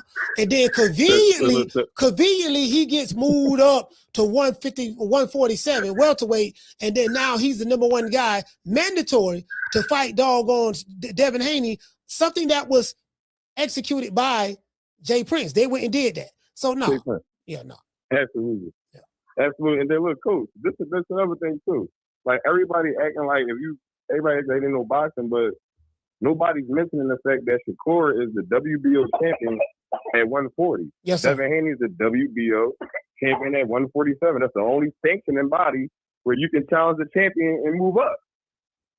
Yeah, he's not gonna do that. Shakur, you trying to fight Dev at 44, kind of been at 54, more Ty at 35, and Shockey at 35. Not like, what you want? Yeah, like, bro, you can't that's move crazy. up. You can't just move up. Yeah, that's crazy. You can just challenge Devin Haney for the 147, and then, and the last thing before you go, Showbiz just exposed Shakur in the war room when he said, everybody think I'm little. I mean, I can fight at 140 and 147. So everybody should be burying Shakur for real. That's what everybody should be doing. All right, salute, fam.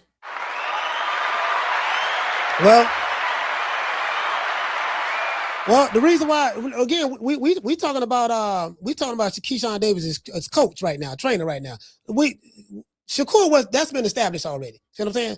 Right now, the star of the program is Coach Dorsett. We're not even talking about what Tim Bradley said. You know what I mean? Because I mean, the fact of the matter is, this guy, Coach Dorsett, is hilarious, bro.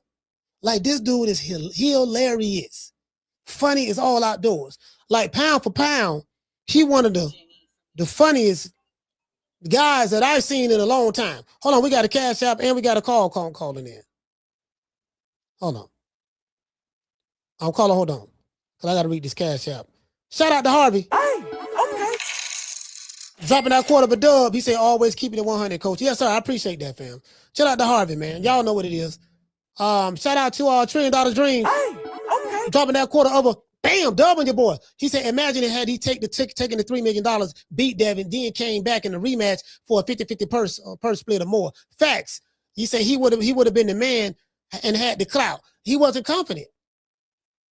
At the end of the day, the buck lies on Keyshawn. He wasn't confident. And that's just the reality of the situation. This ain't had nothing to do with business. If it had something to do with business, he would have took the $3 million because that's good business. Getting paid 3 times more than what I've ever been paid, that's good business. Had nothing to do with business. He never wanted to fight. He wasn't confident. Caller, what's your name? Where you calling from? Jamie from New York. Jamie, talk to me. Coach, Keyshawn, how do you come back from this? You know, this is big, man. A duck, again, we'll never forget it. I don't know how I see him redeeming himself. You know, maybe like a win over, like, say somebody like his big brother Shakur. Maybe he can come back, but that's another topic. But you know, now we have this coach, this trainer. You know, it's clear he doesn't know what the hell he's talking about, and he's making it worse. You know, because the way I see it or understand it, correct me if I'm wrong, coach. This guy, instead of pressing Top Rank, he's pressing the Haney. Is that what I'm hearing? Like, not he wanted them to negotiate their deal with Top Rank, or did they want Haney to take money out of his paycheck and give it to him? Well, it sounds like they wanted both. Right. There you go. Because the guy is all over the place, man.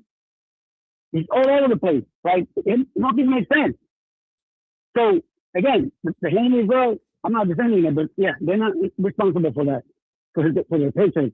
So, you know, I feel that, you know, Top Rank, you know, gave him a big chance, man, put him in a position to become like the face of boxing, you know? And to be honest with you, coach, Keyshawn, he fooled me, bro. He got me good. I actually thought he had, you know, the potential to make it to the top.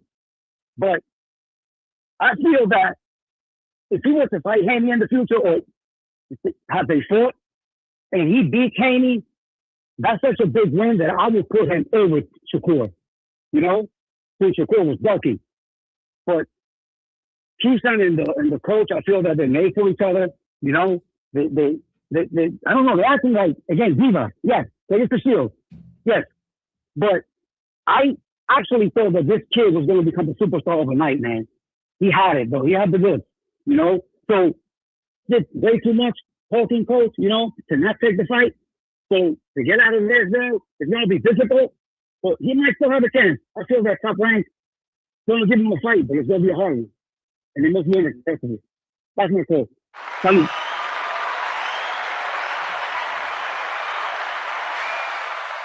Bro, as I said, fam, like, I've never seen anything like this before in my life. Fam, like, how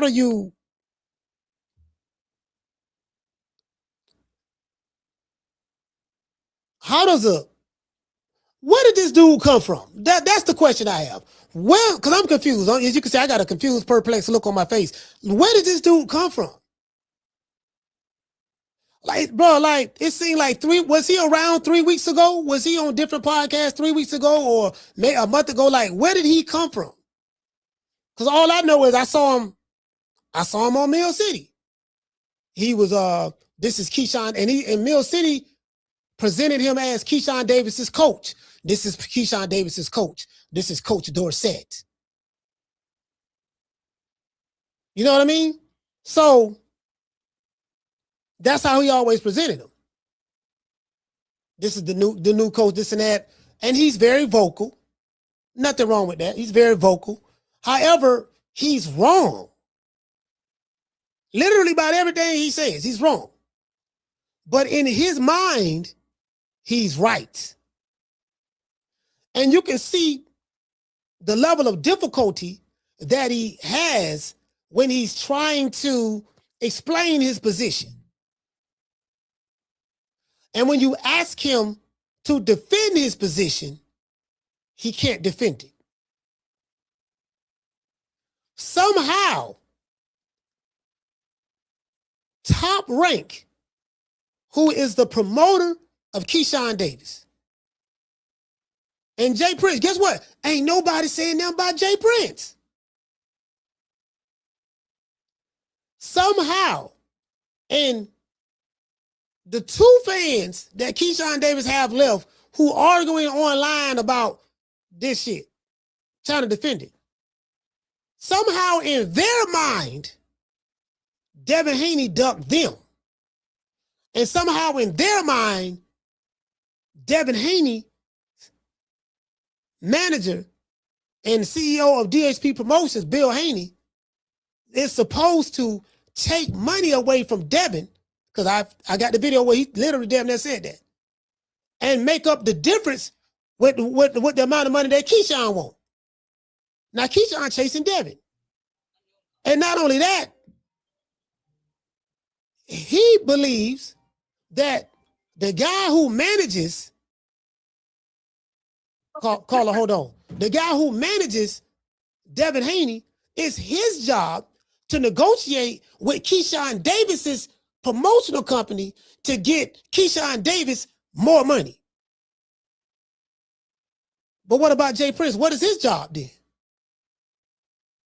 Bro, like, somebody explain that to me, please. I'm dumbfounded. Please, caller, what's your name? Where you calling from? Bipolar Joe from H-Town, Coach. Bipolar Joe from H-Town, talk to me. Coach, we got to understand that it wasn't a plan to look like a duck or to be a duck. So I feel like when Jay Prince said that we got two double-barrel shotguns on these boys, they was expecting Devin to drop the belt, and then Keyshawn could have the belt and use the belt for leverage. But they went against it. Bill wasn't going to go for that. He said, I'm going to drop my nut. So what happened is now they stuck in a position where what they going to do now? So now all of a sudden he a duck. So Jay Prince got to be complicit if that's what happened. Yeah, I mean, he orchestrated the duck. So, Jay Prince has to get the blame as well. No one is blaming. No one is saying anything about him. I don't know if it's because, he talks slow or, he's with mob tie. I don't know what the fuck it is, but he's not, he can get it too. If, now the reason why no one is talking bad about Jay Prince, I'm going to tell you why. Jay Prince advised Keyshawn Davis to take the $3 million. But that's what we think, Coach. We don't know for sure that. No, that's Bob Arum. Bob Arum confirmed it. Yeah, he confirmed it, yeah. Okay. It just don't make sense, Coach. I'm just trying to figure it out, too. Yeah, man. Shout out to Bipolar Joe, man. H-Town, stand up. Bob confirmed it, dog. Yeah. Now, Bob confirmed that. So, I mean, this is my thing. At some point in time, you have to be held accountable. Where is the accountability from Keyshawn? Where is the accountability? Like, fam, like, this dude has to be accountable. It ain't everybody else's fault. It ain't never your fault. It ain't never your fault, fam. It's Bill Haney's fault. It's Devin Haney's fault. It's Bob Arum's fault. It's Jay Prince's fault. It's everybody. It's Coach Malachi's fault. It's my fault. It's everybody's fault but yourself.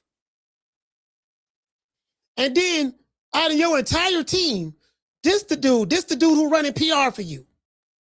You did a wonderful job destroying your own reputation in the sport of boxing. You did a magnificent job at that. You got a few people out there trying to cap for you, but guess what? Boy, guess what? As long as I'm here, it won't happen on my watch. True. Not on my watch. No, sir. No. Not on my watch. They can cap all they want. Retired retired boxers or whatever. It don't make no motherfucker never mind. No, not on my watch. Listen, you can cap all you motherfucker want. That nigga's a duck. Period. I don't give a fuck what you niggas say in the sport of boxing. That what it is. Now, now the duck don't been established. Now, the spit bucket coach, he making it worse. Last week, we were supposed to be done with Keyshawn. This week, Sir Duck-a-Lot back cracking. We talking about his coach. This is your PR guy. This is the guy who speaks for you. You can't make it up. Caller, what's your name? You calling from? Hey, Coach. Hey, man. This Corey, brother, from Miami. How you doing, sir? Corey, talk to me. Coach, check this out. I understand all this shit well. You own the company you keep, man. Keyshawn hanging around these dumbass people. He got a dumb trainer. He dumb. Everybody around him, except for the pop, because he ain't gonna listen to the smart people. So he's a dummy. See, a dumb person gotta have somebody around them that think just like them to keep them dumb as fuck too. And he making dumbass decisions because, hey, this guy called in. I don't know if it was Ill City or somebody show. He say Keyshawn and running. He say Shakur know that Keyshawn is better and all this shit. So he'll put him in position to undercut Keyshawn every time because he can, and he know he can because Keyshawn's dumb. I didn't think about that shit until what you saying today. I'm like, bro, he right, coach right, everybody right. Now it's all coming full circle, dog. He like this dumb shit. He has a dumbass trainer, coach, whatever he is in his corner, dog, in his ear, that's just giving him horrible advice, and he going for it. And it falls in his lap. He's supposed to be the one to say, hey, bro, look, you just coach. I have my advisory team over here in my promotional company and Jay Prince, bro, that's going to tell me the right thing. What you talking about? You just coach me. But I don't know, bro. Hey, keep your duckathon going, big dog. Keep your shit going, bro. I love it. It get a memorable week for me. My ass loud. I answer, big dog, and I appreciate you, homie. I appreciate the show and the content, brother. Peace, man. I'll talk to you later, big dog. All right, shout out to Corey, Miami. Listen. Bro, like, fam, it's very difficult. It's very difficult trying to defend it. You know, the thing is the coach is pouring more gasoline on the fire. The man doing marathon live shows, just shredding whatever ounce of credibility. And the thing is you have someone that's more intelligent. As I said before, y'all make this make sense to me. You are an assistant coach. You're not even a coach. Because I heard you on Mill City. Mill City did not present you. I think what I heard, he said you was a coach, Keyshawn Davis's coach. Cool. So that means that you will have some type of inside information to the thinking of Keyshawn Davis because you were the coach. You close to him. And apparently, they are giving you permission. Keyshawn, who is the boss, the businessman is giving you permission to go out there and do interviews and speak on his behalf. So that means that the businessman really ain't that bright his goddamn self. He's a good boxer, but that's about it. Most boxers don't have nothing to think with, to be fair. Not all, but you know, that's how, put it this way, that's how the promotional companies look at boxers. I'm just being honest with you. I'll call it, hold on.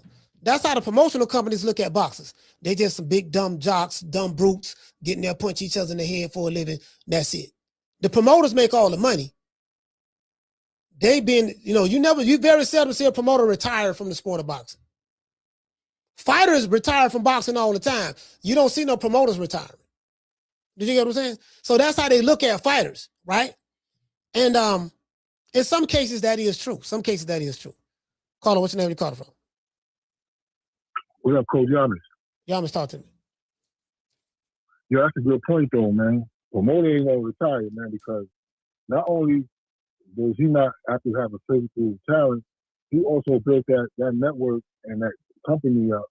So even if he ain't mentally strong as he used to be, his name alone is gonna keep him in the game. But as far as Keyshawn goes, I think he envisioned this as a payday that it don't got the capability of being. Like, he saw this fight as him get pocketing $5 million. That's not happening, man. The market ain't paying that, unfortunately. But in my book, this is my personal opinion.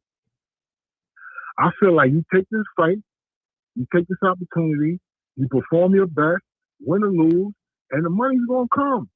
Like, sitting out is not gonna make you no money. There's no fight approaching the kind of money you're getting here. So I don't know where he's coming from, Coach. You know what I'm saying? I just feel like, as far as Jay Prince goes, you got the money you wanted to take the fight. Because he wanted his percentage of that $3 million. You know what I mean? Like, I've seen fighters come up when they was young.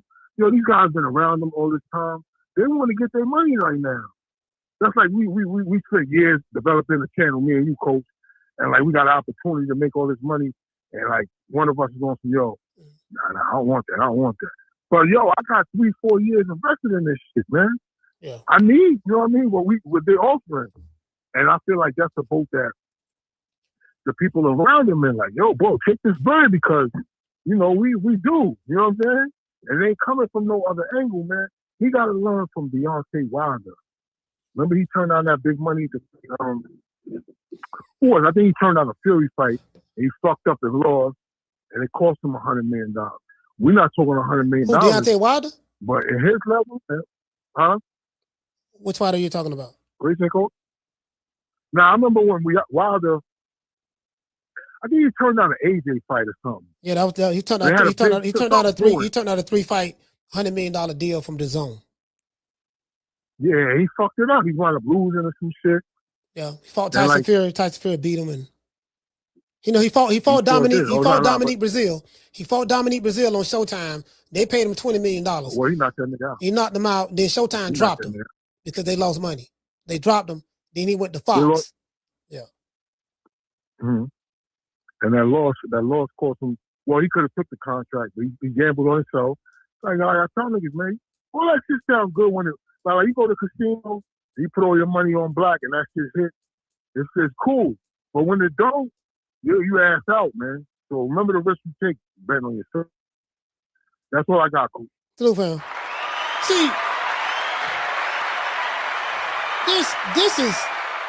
this is what I don't understand.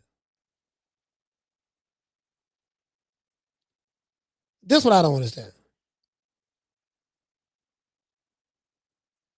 I'm looking at an email. People pray. Man, I pray that God bless me with life-changing money. Last time I checked, $3 million wasn't nothing to sneeze at. What broke fighter turned down $3 million? Because Keyshawn ain't got but 15 fights. And in comparison to the top earners in boxing, he broke. He ain't got no money like that. You pray for a sign, Lord, please bless me with money. God bless you with $3 million. You tell God, no, I don't want that. I don't want that. I don't want that. I don't want no mentions. Don't mention me. I'm talking to, I don't want no mentions. God said, okay. All right, cool. You don't want $3 million? Then you prayed for the $3 million. You don't want $3 million? Okay, cool. No, I want 5. I want a net 5. You want a net 5. Okay, cool. So that means you want more than 5. Yes, I want more than 5. Okay, cool. You want more than 5. So, where you gonna get that at? And for those who saying, yeah, that was a smart business move, guess what? Let me ask you $1 million question. How much you gonna get paid his next fight? Whenever he come back to fight again, how much is he getting paid? Is he gonna get that more than $5 million he was looking for? Or is he gonna fight for a low ball offer? If I was a betting man, if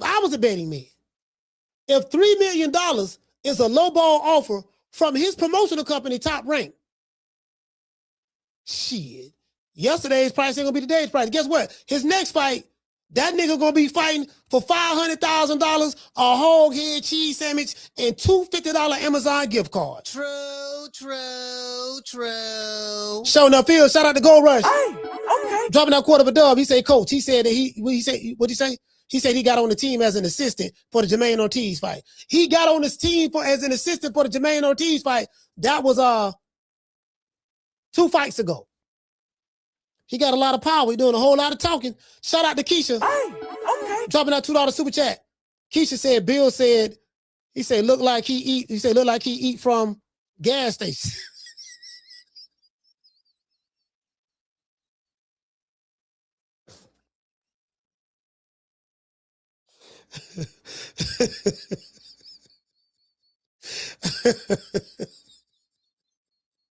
Shout out. What's wrong with eating at the gas station? You know, people eat at Wawa. You go to Wawa gas station. What's wrong with eating at the gas station? Shout out to, you know, if you're a truck driver, you're gonna be at the truck stop. You know what I mean? Anyway, shout out to Mike. Hey, okay. Dropping that quarter of a dub. He say Keyshawn needs to show up and try to do some damage control. Can't nobody do it for him. No, you can't. You cannot control this damage. It's too late to control the damage. Right now, it's too late to control the damage right now, brother. Right now, it's too far gone now. It's too far gone. Videos done went viral. Caller, hold on. Videos done went viral. You know, people, his coach, his assistant coach is talking about it. This nigga stuttering every goddamn well, bumbling and fumbling. I want this left eye this way, his right eye that way. The nigga eye is so spread apart. Like, goddamn, you know, he like,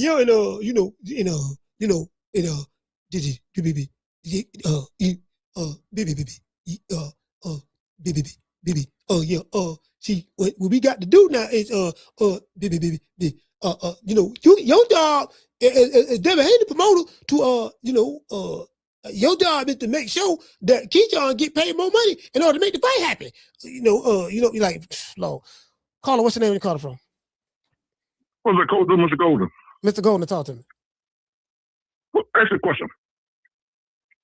Keyshawn wanted to bring home $5 million, right? Well, how much was he expecting to get? About $8 million? So he could bring home the $5 million? Well, we can just do the math to try to work and try to reverse engineer it. He want to be able to net $5 million, so because he got to pay Jay Prince. He got to pay Jay Prince his percentage. Some say it's 20%, some say it's 30%. I don't know what his percentage is, but Jay Prince got to get his percentage to 20%, I guess, or whatever. And then it is what it is. Then IRS gonna get their cut. You got to set money. They tell you this because he's a 1099, so he got to set money aside for taxes. He got to do that. Then he got to pay. Then he got to pay Coach Dorsett, the one who go around doing all these interviews. He got to pay him too. So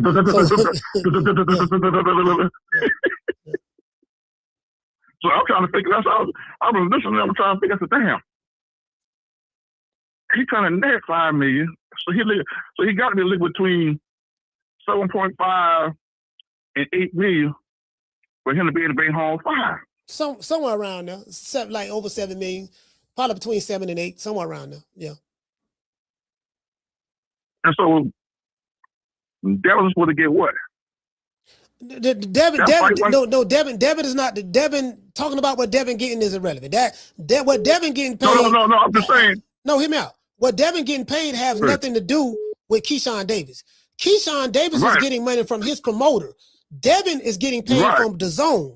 So so they're making a fight together, but the issue was never Devin, it's Keyshawn. Apparently that life-changing money, $3 million, wasn't enough. Right. So no, what I mean by Devin, so they're trying to say the whole fight itself had to be in between $16-17 million. Keyshawn trying to get 8. Yeah. You feel what I'm saying? Yeah.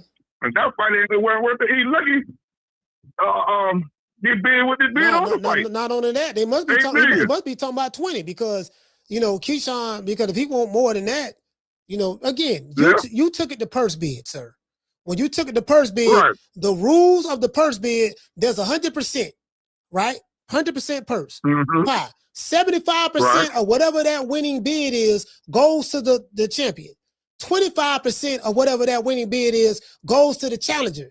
Keyshawn, as the challenger, you made a decision yourself. You held accountable for your actions. It was your decision to take the fight, the purse bid, while at the same time rejecting your promotional company's offer. Why does he keep talking about, well, Devin need to do this and they need to do that? What Keyshawn was getting paid ain't got nothing to do with Bill and Devin Haney. Right, because at the end of the day, Bob Arum, his promoter explained that. Right, but at the end of the day, whoever he got in his corner ain't know what the fuck they were talking about. Because like I said, a lot of the damn crazy ass Keyshawn fans and Devin Haney fans talk about Devin offered a man 75-25 split. They can't comprehend shit. It tell you on the purse bid, that's where it go to. Everybody knows we go to the purse bid is a 75-25 split. Devin never made him no fucking offer like that. Point blank period. All right. Shout out to Mr. Golden, man. Georgia, stand up.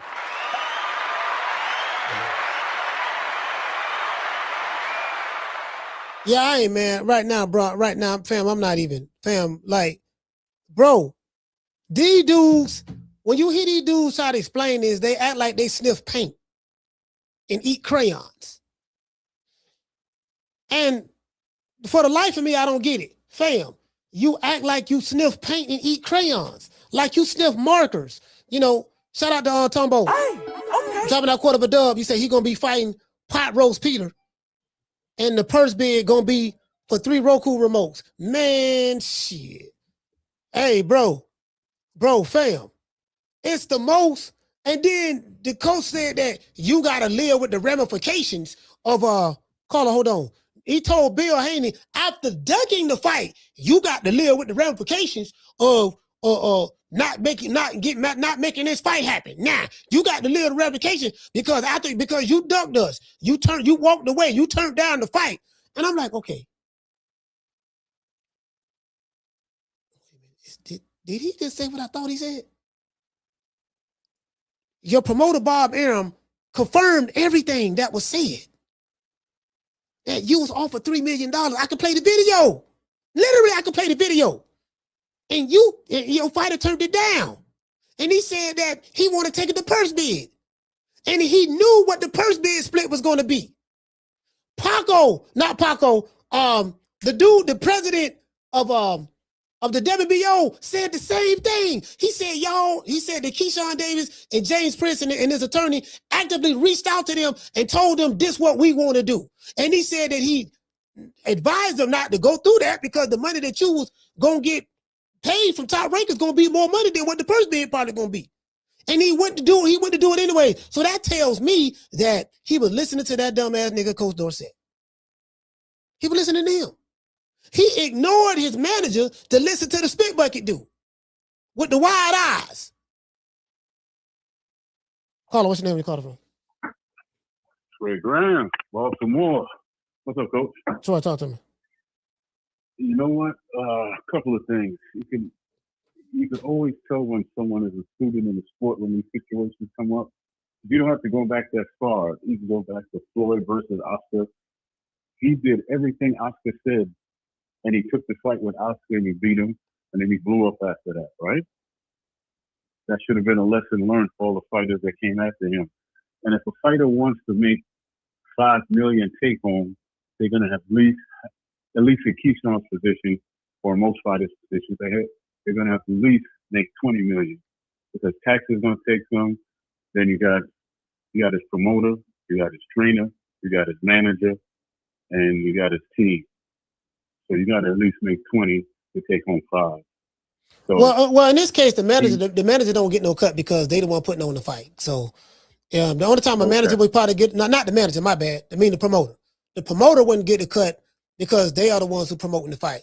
If Keyshawn would have fought on another network or something of that sort with another, let's say if they would have loaned him out to Turkey Al Sheik, let him fight on the Riyadh season card, then they would get a percentage. The promoter would get a percentage like that. But in this case, since Top Rank was putting on the fight, yeah, he would just had to take care of his management fees and stuff like that. But it still don't make no sense. No. It don't make no sense. I'll give you another perfect example, and I'll jump off here. Holyfield, the first time he fought Tyson. Yep, we know the story You know on the that. money he was getting. Yeah, we know the story on Huh? that. Yeah, we know the story on that. Steve Kim broke that down when he was on here the other day. No, but go Okay, ahead. yeah, because he took short money and he was complaining at first, and then he had a conversation with somebody, and they told him, look, you know, I'll handle it, and you go about your business. After he beat Tyson, then he got the rematch. He made $35 million in the next fight. So, you know, that's what you do. You take what you consider short money in this fight, Yeah. then you win, and then you get the big money in the rematch, right? Yeah, I don't think. Yeah, I don't like. You know, you were talking about 20 million. I don't think he was asking for no 20 million. You know, no. I mean, No. But I'm saying if you want to take home 5, you have to at least make 20. No, you don't. No, why you say that? How? Once they take out the taxes, and then you said he don't have to pay his promoter in this. Yeah, no, he don't have to. No, fight? he don't need that. I mean, the promoter, the manager ain't taking but 20%. That's it. And then you factor in the taxes. Yeah, well, he going to pay his taxes himself. He got to do that himself. However, he got that structure. That's going to be on him. You know what I mean? He may write off a lot of stuff. Like again, like you 1099. You know, you don't know exactly how much taxes you're going to pay until at the end of the year. Anyways, you may have an accountant that tell you, okay, well, based on this, you're going to end up on the IRS A, B, C, and D. So you got to spend it. You got to spend the money on stuff like that. So yeah, but he don't need to make no $10 million. I mean, no $20 million gross to take on $5 million. No, I disagree with that. But I'll let you wrap it up because we got other calls. I'm done, brother. All right, salute, fam.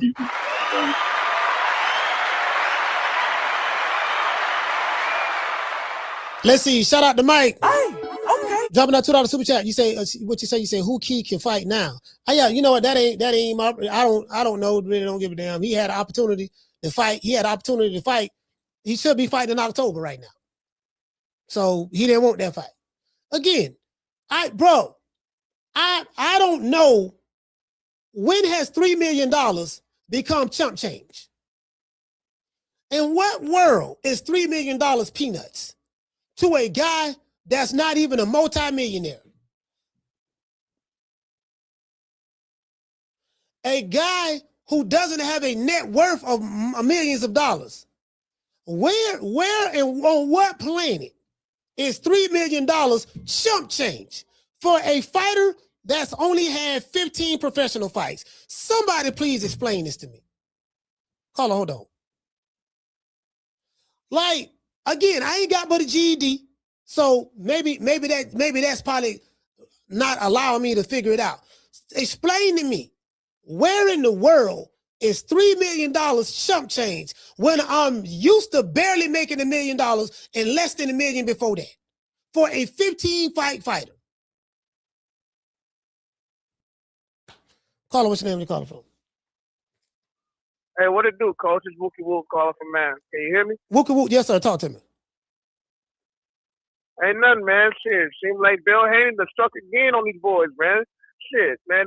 I don't know when they gonna learn, but this is the lesson learned. Leave Bill Haney ass the fuck alone, nigga. Cause now your ass out here look crazy, and we called this shit from when he first started going online. Coach, remember this first interview? We was talking about, man, this nigga talking about this nigga doing the same thing Brian Norman Sr. did.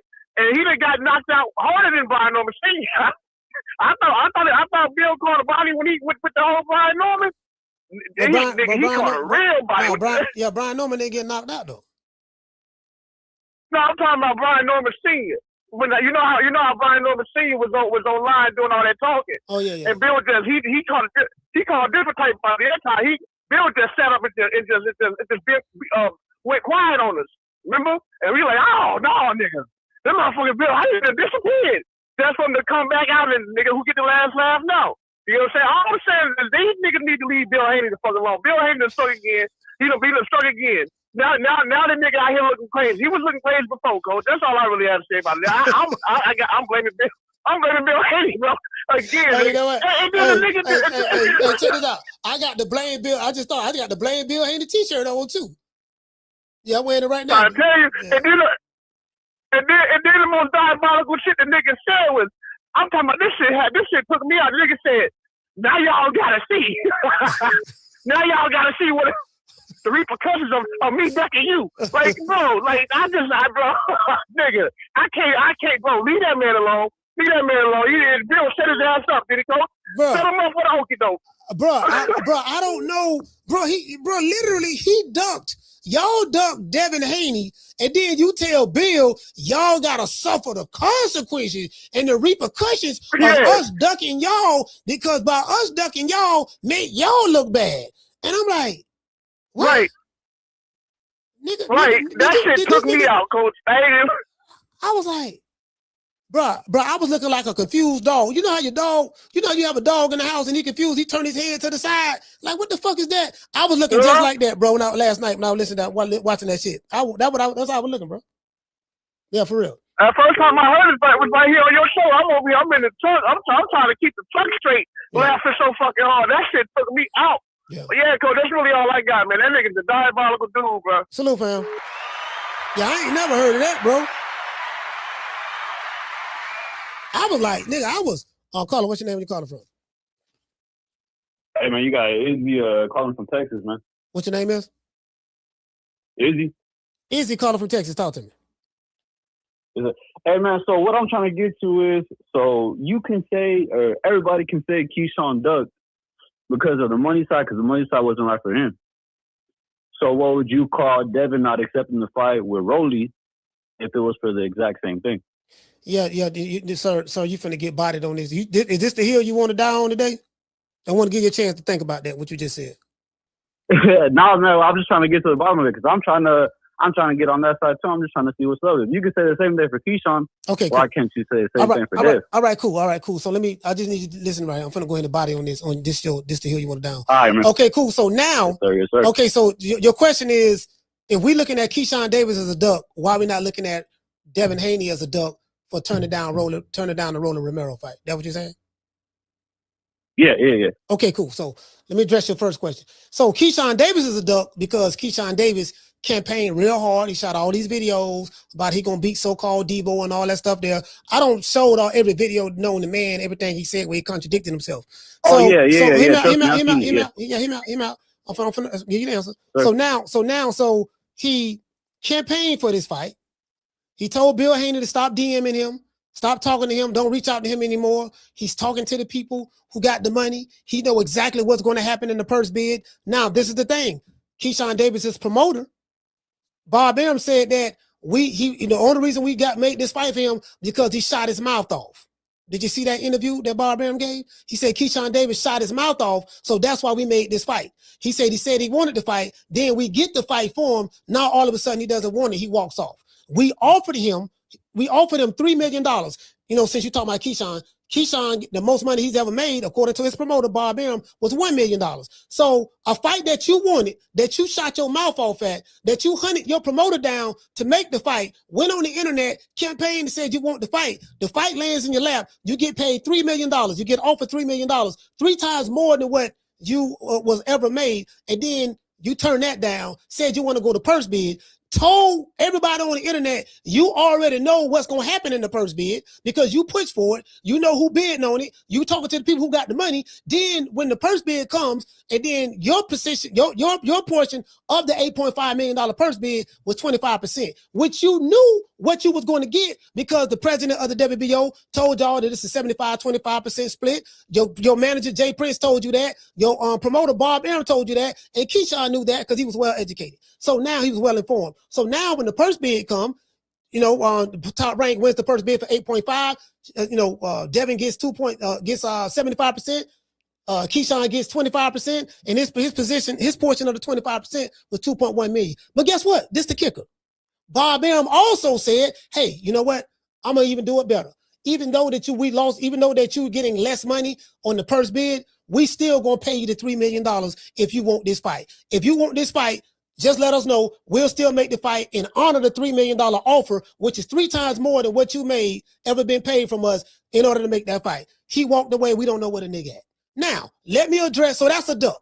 That's a duck. Because had Devin Haney did that same thing, you would be calling him a duck. How do I know? Because you're saying that he's a duck now for the Rolly fight. So let me go ahead and break you off with the Rolly fight. What was the deal? What was the details of the Rolly fight? How much money did Devin Haney turn down? That is unheard of. As far as I know, you're supposed to get a pay-per-view percentage, and it was supposed to be based off of that. But what I do try to get on your side, and I get what Keyshawn was saying on his side too, about doing all that wolfing, yada yada yada, whatever, right? But whenever they offer the fight to Devin Haney, whenever they offer the fight to Devin Haney, Bill and Dev went online everywhere saying it was a good offer and everything like that too. Okay, that's fine. That's true. And then just for a week to go by, and then everything just dies down. Yeah, that's true. They did say that. That is true. You make a valid point. They did say that. But however, the reason why I asked you what the number was because it come to find out that it was, you just said it. It was whatever that percentage was, there was no guarantee money. There was none of that. So they were supposed to sign a deal with no guarantee money, nothing, just get paid on the back end, and you're dealing with Al Heyman. Well, like, who's going to do that, sir? Against Rolly Romero. But if you're getting paid off of pay-per-view, there's no money. But if you're getting paid off of pay-per-view percentages, it's kind of like you eat what you kill, right? No. Let me tell you why that's different. So like, because, hold on. I'm gonna tell you why that's different. Go ahead. You depending on what Al Heyman is telling you what it sold. What if the promoter tell you and you're not able to audit the books? Yeah, man, the pay-per-view only sold like 35,000. We ain't gonna pay you no money because it didn't sell enough. Who gonna sign some shit like that? But ain't that like a co-promotional thing, right? Because it'd be look, man, you guessing. So it would be DHP with PBC, so it'd be a co-promotional thing if they were to go about it like that. Yeah, sir. So you guessing and making shit up. Like, no, it won't be that. Again. I'm asking because I don't know. That's why I'm asking. Yeah, and I'm telling you, no, it won't be that. Listen, you're gonna offer me. That's why I asked you, what was the number? Give me the money that he turned down. Was Devin Haney offered any money? Or any fighter? Was Rolly Romero offering any money to take the fight? So we don't know that. The Keyshawn Davis situation is totally different from Devin Haney and Rolly Romero. Rolly Romero and Devin Haney, there's no money involved. We just got to take the word of what Al Heyman say. Al Heyman, the same nigga that we don't know where this nigga at. Because Al Heyman is the owner of the PBC, right? Yeah. So who they working with? Yeah. Bill Haney would know that situation better than us. The Keyshawn Davis situation is totally different because you automatically knew what you was being offered. It was negotiations and talks all the way up to the purse bid.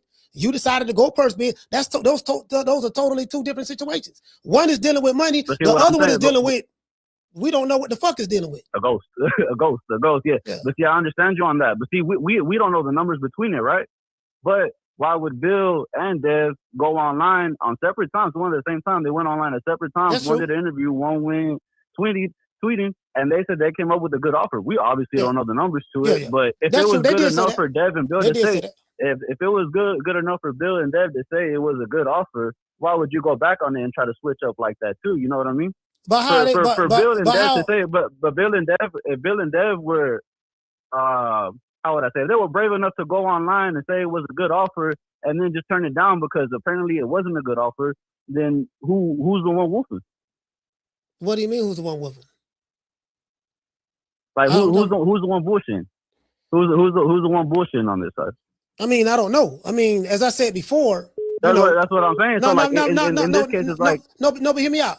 You make a point as it relates to Bill Haney and them did say that it was a good deal. They did say that at first, but then apparently maybe it wasn't a good deal. Know the numbers, I don't really know the details of that. All I know is from what Bill said afterwards, he said that, man, the offer was no money involved. There was no money. That's what he said. So what changed from the time he said it was a good deal versus when he came out and said that it wasn't a good deal or there was no money involved? I don't know.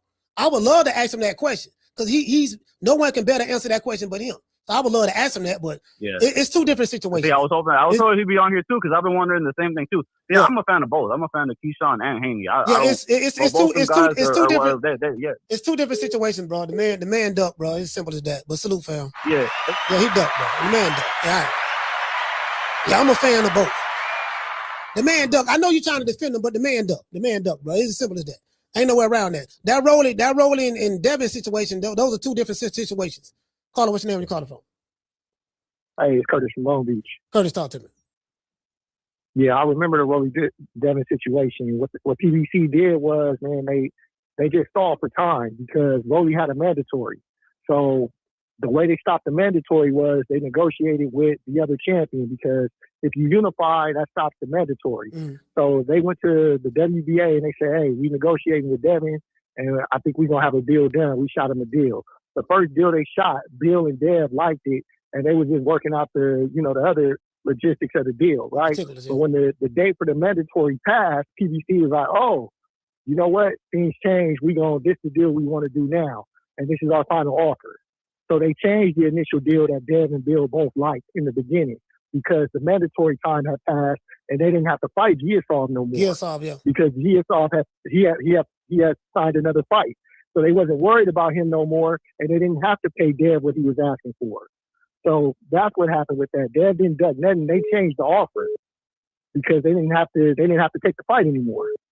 Yeah, and that's when they went to the back end shit. Yeah, I didn't know the details of that. You know what I mean? Because I never really got that full explanation from Bill. I didn't know the details of it, so I really couldn't really answer it because I don't know the information and I don't want to be making shit up. But I do know that what he said afterwards when he started doing stuff, like doing interviews, he said that there was no money involved.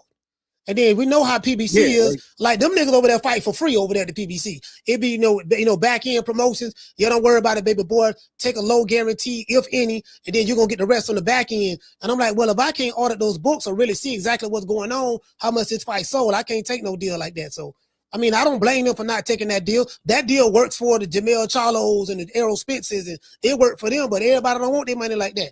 Me personally, I couldn't go do a deal with a nigga. I don't know where this motherfucker at. He ain't got no fax machine. He ain't got no computer. We don't know where his address at. He hasn't publicly been seen since 1972. I can't do business with nobody like that. I just hear a name, but nah, I'm good. And then on top of that, Dev had just went through that with Ryan Garcia. He was told that the fight sold one number, and then De La Hoya said, "Nah, it only sold 450 or something like that." Said 300,000. It didn't sell that much. Yeah, 300,000. Yeah, 300,000 or whatever he said. So of course he wasn't gonna take no deal where it evolved around the back end because he wasn't able to see the numbers, and that's PBC main thing. When you sign with him, they're not showing you no books. Crawford went through that. They don't want to show you the book, so that's why they didn't take that fight. You know what I'm saying? If he would have had a guarantee, he would have took the fight. But I was tripping off your boy Dorsett, man. So pretty much Keyshawn, he was being real when he told Bill, like, I want you to be my manager. Because that's what Dorsett said. Why don't you negotiate for us pretty much? Like, why you couldn't go in there and get the other money for us? Like, y'all want Bill to negotiate for the opponent. Like, that's crazy. You know what I'm saying? Like, I don't know what that dude was thinking about when he said that. I don't even know if he go back and watch those. Like, man, I sound like a dumbass. Keyshawn should fire him just on that interview alone. Like, bro, he got you out here looking even worse. You know what I'm saying? Like, Brian Norman was bad, but he wasn't this bad, man. This dude right here is terrible, man. Like, it's like third grade education terrible. You know what I'm saying? Like, he doing bad out here. I don't know what he's thinking about telling Bill to negotiate for him, and you go back and tell Top Rank after y'all just told Bill, don't talk to me. We talking to the people with the money. So which one is it? I don't understand that, but that's my call, man. Yeah, what does that say? Pay call, appreciate your tax calls.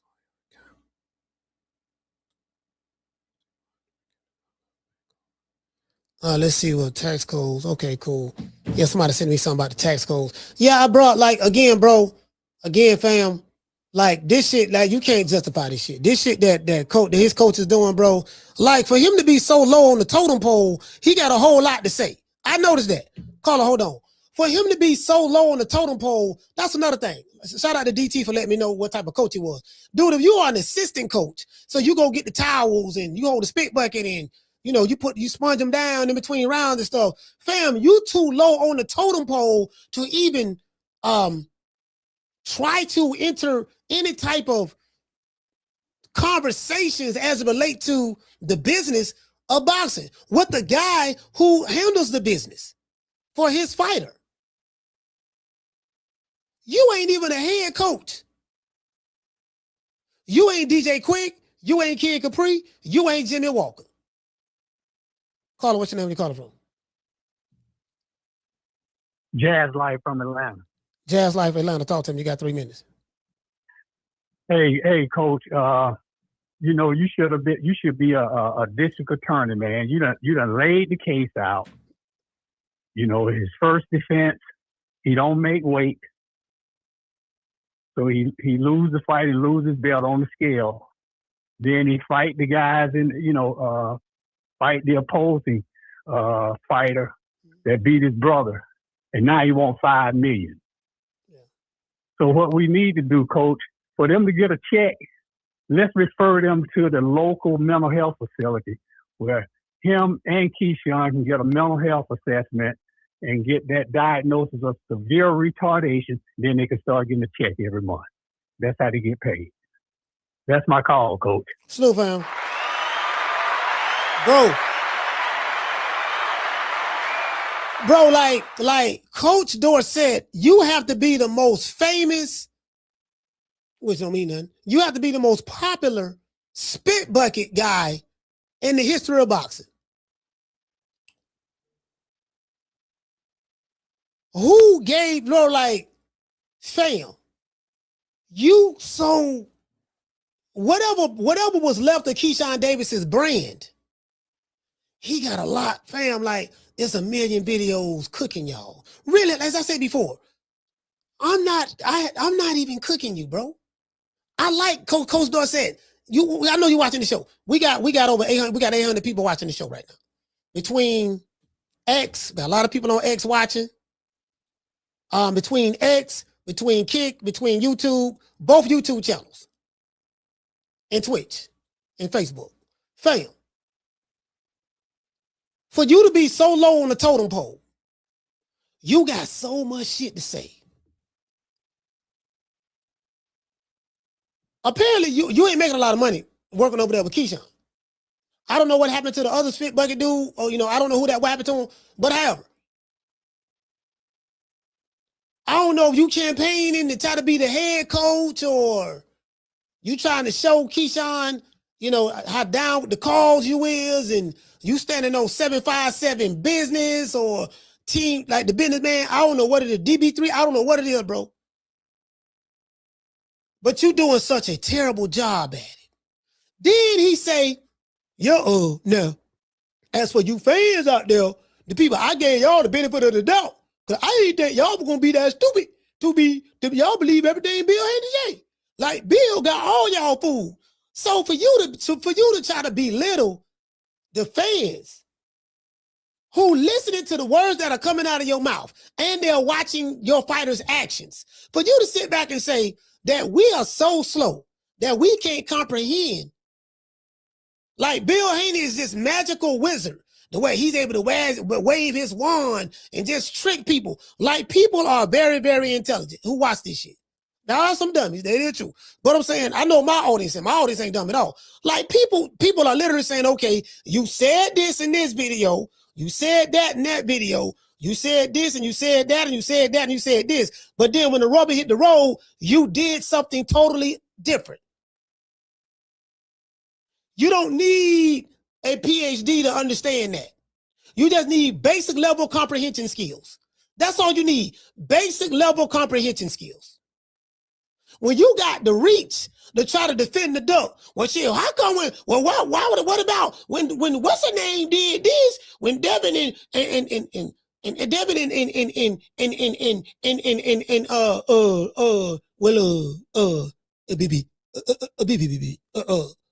when Devin and Roland Romero, when they what happened with that? When you go to deflecting and go to talking about a situation that ain't got nothing to do with this one, that's when you know you cooked.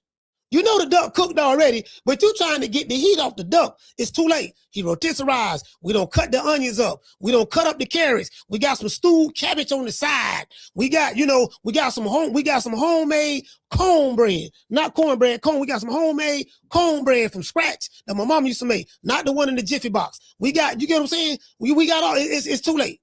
The duck don't pluck themselves, jumped in the pot, and you trying to come in there and say, well, no, see, y'all keep talking about, and then hold on. Explain this to me.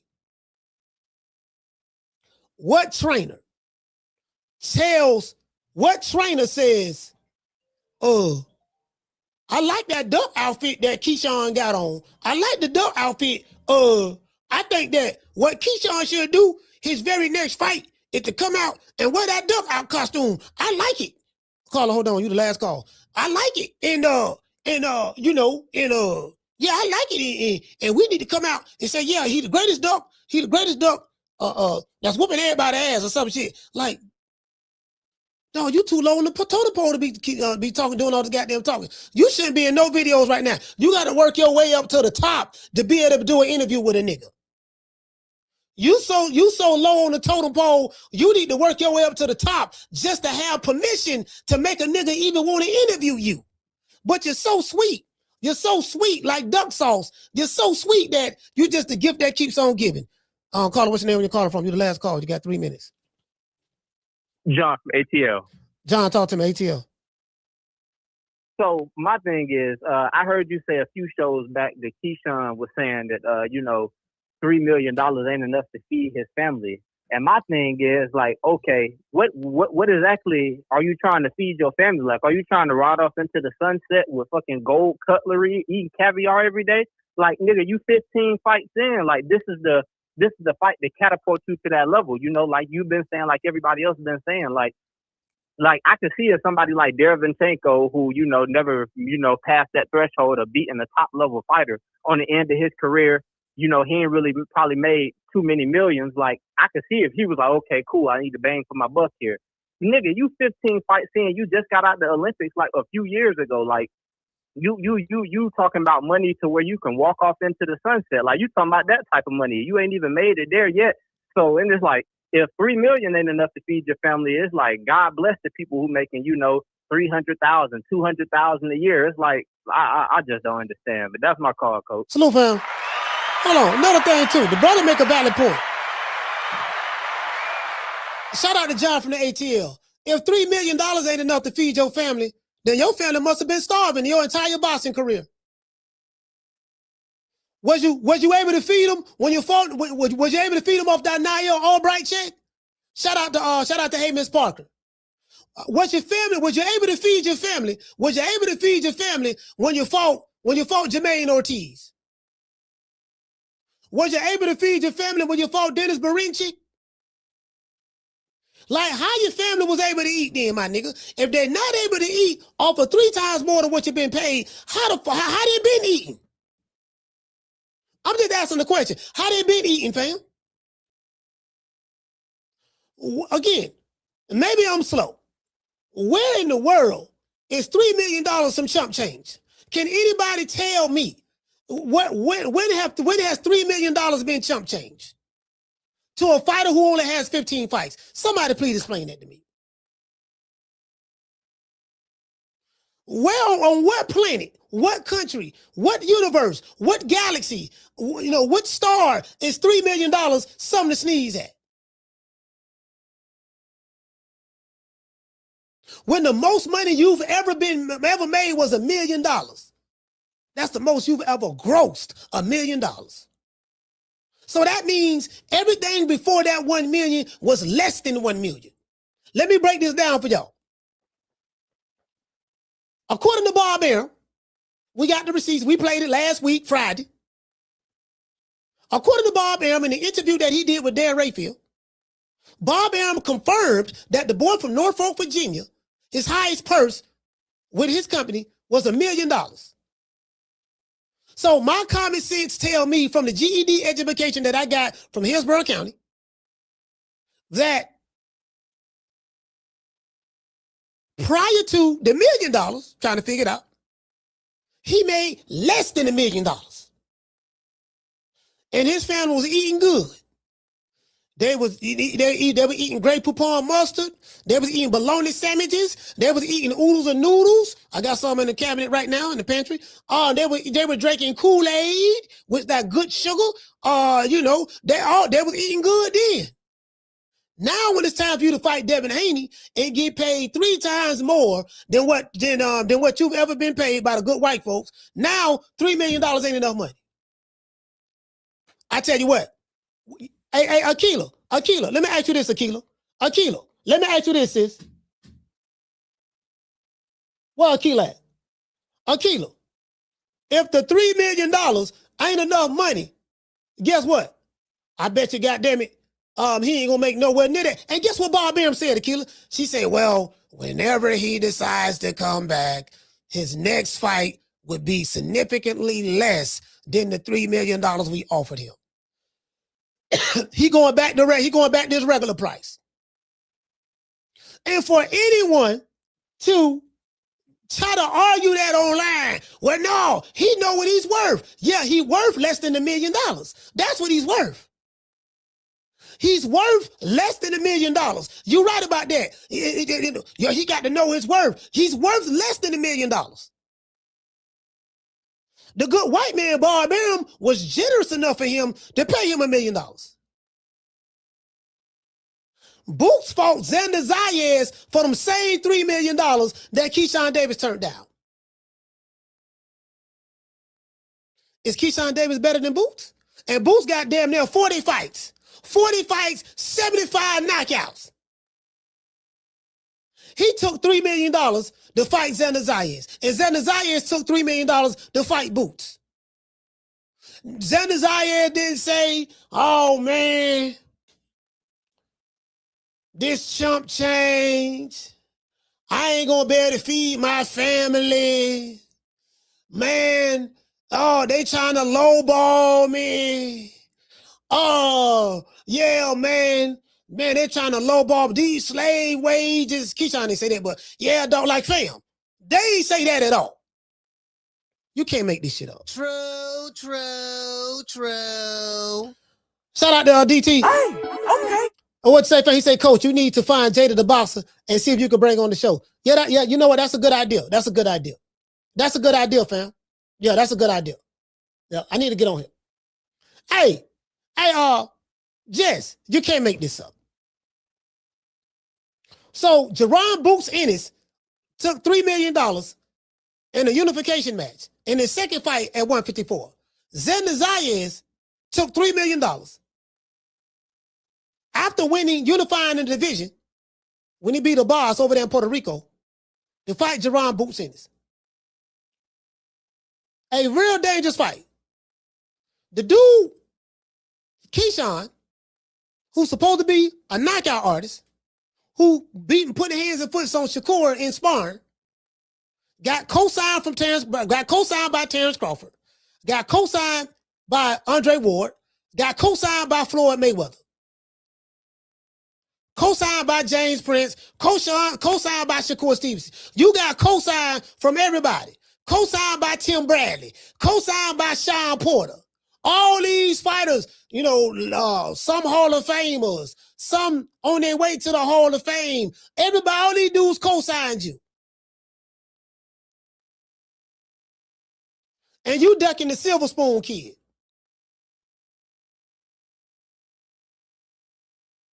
And you trying to convince me that $3 million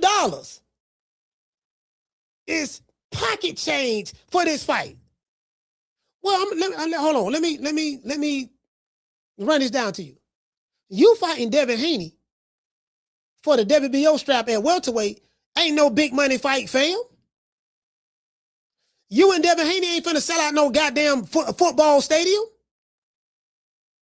I'm saying from a monetary standpoint, y'all ain't finna do what Canelo and Crawford did or what Canelo and Billy Joe Saunders did. That fight gonna be in Vegas somewhere at one of them hotels. It'll be in Atlanta at the where the Atlanta Falcons play at.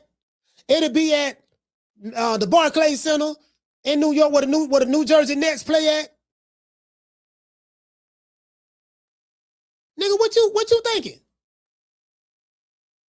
What you think that fight gonna generate $100 million or something? Yeah, dog, shit, nigga, I'm fighting, you know what I mean? Nigga, this fight finna generate, no. That fight ain't finna do that, bro. Nowhere near that. Nigga, you got 15 fights. Don't nobody really know who you is outside of boxing social media. I walk down the street, you walk down the street, more motherfuckers gonna know who I am than they know you. Like, literally. Like, this nigga, hey, Jess, listen. Every time I think about this, Jess, you know what I think about? Where you at? I think about my main man I'm looking for. I think about Bernie Mac. Who you think he is? DJ Quick? Huh? No, I ain't King Capri? I didn't say Oh, you must be Jimmy Walker. Blue, you ain't nothing. You don't deserve nothing. You don't get nothing. You get what I give you. I got a contract between me and you that say you do what I tell you to do. Therefore, shut the fuck. Don't say nothing. Don't speak to me. Don't look at me. I tell you something. Money, you know, I just said. Blue, if I raise up, gonna be trouble. Trouble. I'm walking off. Nigga, who you think it is? DJ Quick? R.I.P. to Bernie Mac. R.I.P. to the Chicago legend Bernie Mac. Chi-Town, Dollar Bill. Who you think it is? DJ Quick? Kid Capri? Hey, look, I want to talk to you. Hey, look at man. Hey, look at man. Hey, then you talking. Hey, look at man. Hey, Bill, listen, man. I need more money. I need more money. Why you coming to me? I'm not your promoter. Bob Aaron's your promoter. Hey, kid. Hey, Bob, hold on, Bob. Bob, I ain't talking to you. I'm talking to Bill. I'm trying to get more money. What are you doing talking to Bill? Bill is not paying you, kid. I'm paying you. Yeah, hold on, Bob. I heard that. But Bill Haney got. Hold on, wait a minute. Who is this, kid? Oh, don't worry about it, Bill. Don't worry about it, Bob. You know, I'm Keyshawn the businessman. I'm making business move. This here, my spit bucket dude, my coach, one of my coaches. He's the assistant coach to the coach, right? So he's like an assistant pimp. He's like an assistant pimp. You get what I'm saying? He ain't the pimp, but he the assistant pimp. He's the assistant to the pimp. He assists the pimp. All right, so you got Keyshawn, you got the head coach, then you got the second. You know how many coaches he got? How many coaches do Keyshawn got? I think he got 3. So whoever I think wide, we're gonna call him Wide Eyes. I think Wide Eyes, you know, Doofus. I don't want to call him Doofus, but Wide-Eyed Doofus. We got the Wide-Eyed Doofus. He might be the 3rd guy on the team. He that, which way did he go, George? Which way did he go? He that dude. Y'all remember that cartoon? You know what I mean? Dude say, what's going on, George? Come on, man. Come on, you do it always, guess what? It always be the big dumb nigga. They always make it always a big dumb nigga that's around. You know what I mean? Oh, where are you going at, George? Where are you going? Oh, don't worry about it. Come on over here, you big stiff. Oh, George, you don't have to call me that, George. True. You got this nigga, wide-eyed, what the dude name is again? I forgot the man name. My mind done went blank. It's the weed. You got this dude, he going all around the chitlin circuit, spreading chitlin juice everywhere, doing any interview where there's a camera. Bro, you got the dumbest dude on your team that's doing interviews representing you. For when I see Keyshawn Davis, I can't help but think about what the coach name? Coach Dorsett. When you see Keyshawn, I see Dorsett. This who you got representing you, fam? Which way did he go, George ass nigga? Come on, y'all, yeah. Oh, come on, hey boo boo. Like you got this nigga, you got hey boo boo talking for you. You somewhere ducked off somewhere, scared to show your face, scared to show your beak, trying to get you because you don't jump in the chitlin, you don't jump in the crock pot and don't cook yourself. Then you got your coach. Listen, Keyshawn, I'm finna give you some advice. What your coach is doing to you by doing all these interviews, which I love, because it give me a whole lot of material to talk about, which I love. Trust me, I don't want the nigga to stop talking at all. It's the equivalent of you plucking your own feathers off, jumping in the crock pot, and your coach, Coach Dorsett, he's seasoning you. Hey, Keyshawn, yo, put some salt and pepper on your dog. Yeah, you know what I mean? Hey, Bill, you need to get this dog more money now. You need to get him more money because you got to get him more money. And Keyshawn, you in the pot looking at your coach, lifting your wing up. Hold on, Dorsett, put some seasoning under here. Put it right up in the here. I gotta get it good into the ride. Okay, I got you. I got you, Keyshawn. Like literally, this the dude you got talking for you, fam. True. Shout out to Big C. Hey, okay. Dropping that quarter of a dub. He said call ins. I had the phone lines open already, bro. I had the phone lines open for hours. The phone lines is over with. I'm done. I'm finna shut the show down, Big C. You can call in tomorrow. I want to dedicate this show to them. I want to thank the whole hood who came out here. I love y'all. I did this for the hood. Y'all know I beat that boy. Well, this shit don't make no sense. I don't even play, nigga. Wakanda, bring your ass over here, nigga. This what I'm gonna do to you. Oh, Lord, him. Oh, I just kicked Wakanda in the face. Oh, hit him in the stomach. Oh, Lord. Kick him, slap him. Kick him. Kick him. Kick him. Kick him again. Oh, Lord, I'm beating Wakanda ass. What you gonna do, Wakanda? You want some more? Oh, Lord, hammer. Go up on him. Bam. Catch him in the neck. Ah, Lord, Wakanda is dead. Yes, sir. Yes, sir. After my God, I respected you. I respected you. After my God. I respect you. After my God. Give him after my God. You second to God, champ. No. I didn't listen. I respect him. I'm sorry. I respect him. Come on for the nigga pass out. Take the picture before he pass out. Yeah, get him before he pass out. Yeah. Hold him up. Yo, we gotta take this guy everywhere. Yeah. Yo, champ. He needs air. You need air. He needs air. Take the picture. Take the picture before you face the clip. That's my hero, right?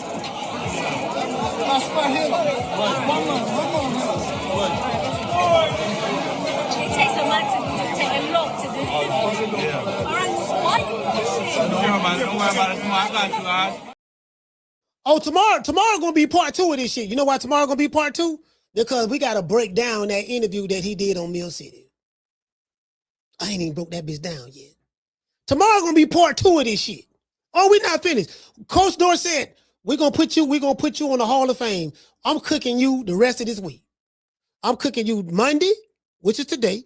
I'm cooking you Tuesday, which is tomorrow. I'm cooking you Wednesday, which is hump day. I'm cooking you Thursday, which is the day before Friday, and I'm cooking you Friday. So you got 4 more days of this roast.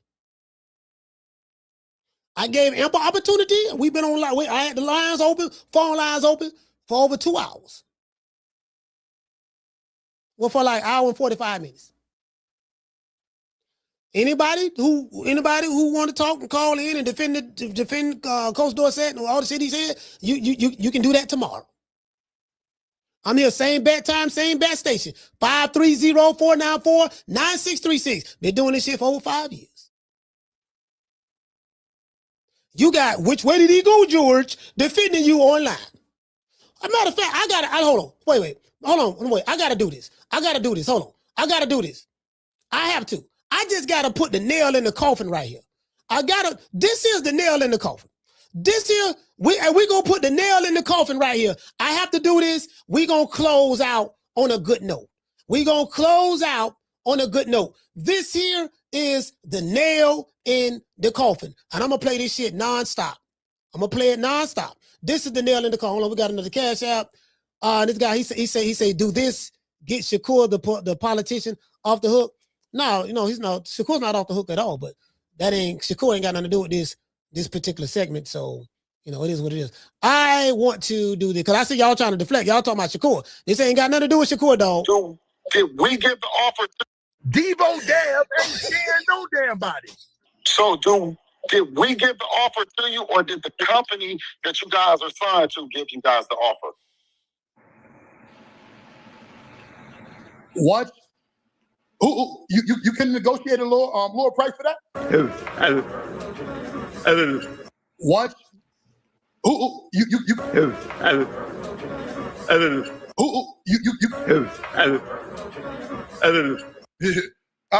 yes. You couldn't have negotiated more money. You couldn't have negotiated more money for Keyshawn in order to make that fight happen. When it comes to Dorsett Barnwell, I want you to think. I'm trying to be nice. I look. I want y'all to think remedial, okay, to the 10th power. Everybody back at home know he's slow, okay? And I'm not trying to be funny. I'm so serious right now. What? Who you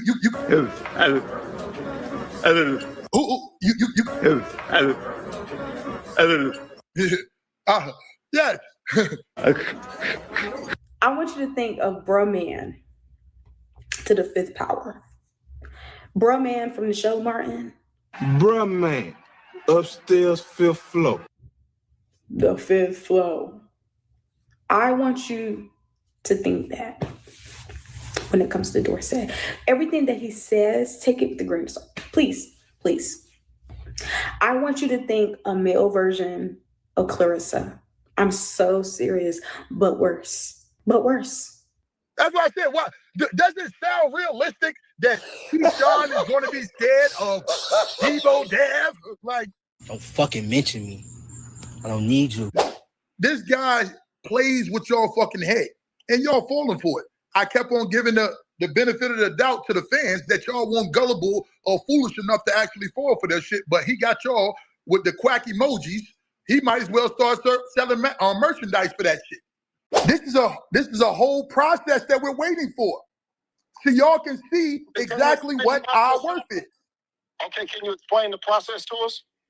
The process is, after y'all try to lowball us, because everybody's going to try to give you what people, everybody's going to try to give you the lowest amount possible. That's his business. Okay, did we give no, hang on, you asked me you asked me what I believe the process was. When it comes to Dorsett Barnwell, I want you to think of Bruh Man to the fifth power. Bruh Man from the show Martin, the fifth flow. I want you to think that when it comes to Dorsett, everything that he says, take it with a grain of salt. Please, please. I want you to think a male version of Clarissa. I'm so serious, but worse. But worse. Why has the fight not happened yet? Because it's something you did that you said. You say if the fight were to fall through somehow, you know, Bill trying to cover his behind by saying, you see, Keyshawn don't want the fight. Why would this fight fall through, meaning not happen? What would make this fight not happen from your perspective? Well, you would have to ask Bill that. This is a whole process that we're waiting for, so y'all can see exactly what our worth is. Okay, can you explain the process to us? The process is, after y'all try to lowball us, because everybody's going to try to give you what people, everybody's going to try to give you the lowest amount possible. That's his business. Okay, did we give no, hang on, you asked me what I believe the process was. Why has the fight not happened yet? Because it's something you did that you said. You say if the fight were to fall through somehow, you know, Bill trying to cover his behind by saying, you see, Keyshawn don't want the fight. Why would this fight fall through, meaning not happen? What would make this fight not happen from your perspective? Well, you would have to ask Bill that, because Bill, he's the one that's trying. That's a safety net. That's a safety net. That's a safety net. That's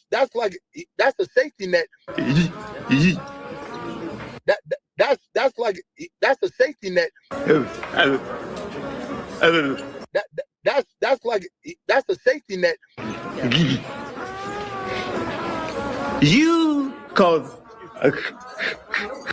that's a safety net.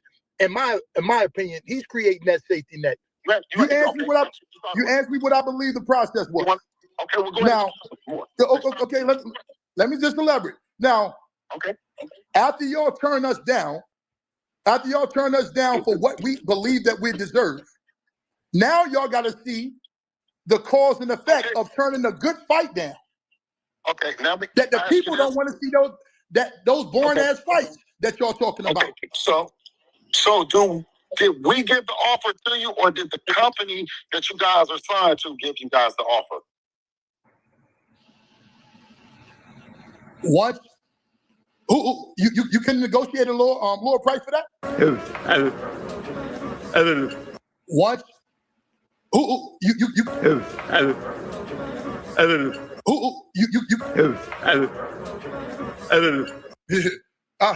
yes. You couldn't have negotiated more money. You couldn't have negotiated more money for Keyshawn in order to make that fight happen. When it comes to Dorsett Barnwell, I want you to think. I'm trying to be nice. I look. I want y'all to think remedial, okay, to the 10th power. Everybody back at home know he's slow. Okay? And I'm not trying to be funny. I'm so serious right now.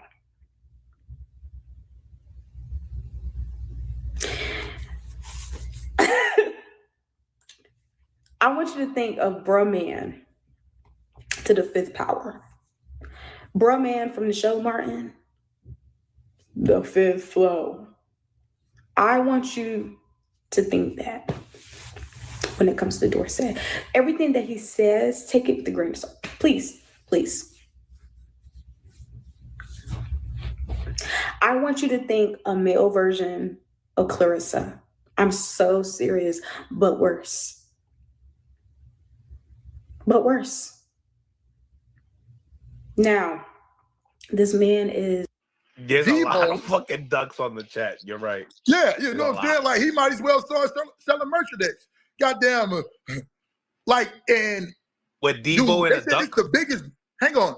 This is the biggest duck in boxing history. That's what I'm saying. He might as well sell the merchandise for that shit. Right. I would... Just like Big Baby... I called Big Baby up when the toupee came off. I said, bro, you need to invest and start selling hair right now. Invest and start selling hair right now. That shit actually looks smooth. I like that shit. That shit looks smooth. You like I ain't even gonna stunt. That shit looks smooth. That shit look raw. You like the chain? I would tell Keyshawn, come out with that outfit his next fight. Really? Yes, the duck that beats the shit out of you. That's nasty work, coach. Why has the fight not happened yet? Because it's something you said. You say if the fight were to fall through somehow, you know, Bill trying to cover his behind by saying, you see, Keyshawn don't want the fight. Why would this fight fall through, meaning not happen? What would make this fight not happen from your perspective? Well, you would have to ask Bill that. You asked me what I believe the process was. Okay, we'll go now. Okay, let me just elaborate. Now, after y'all turn us down for what we believe that we deserve, now y'all got to see the cause and effect of turning a good fight down. Okay, now that the people don't want to see those boring ass fights that y'all talking about. So did we give the offer to you, or did the company that you guys are signed to give you guys the offer? What? Who you can negotiate a lower price for that? What? Who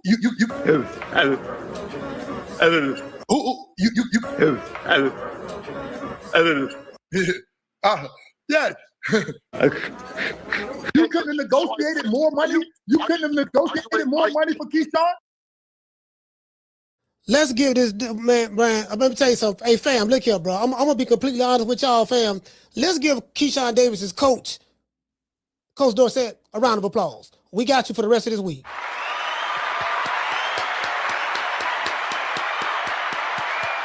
Hey, man. Hey, look here, man. Hey, man. Say, man, y'all know what time of TI is? Nigga, when my name come up, respect it. Let's go. Stop playing with my fucking name. All three of y'all, stop playing with my name. I ain't gonna say it no more. Put some respect on my name. Let's celebrate these smart business moves by Keyshawn Davis and his loyal trainer, Coach Dorsett.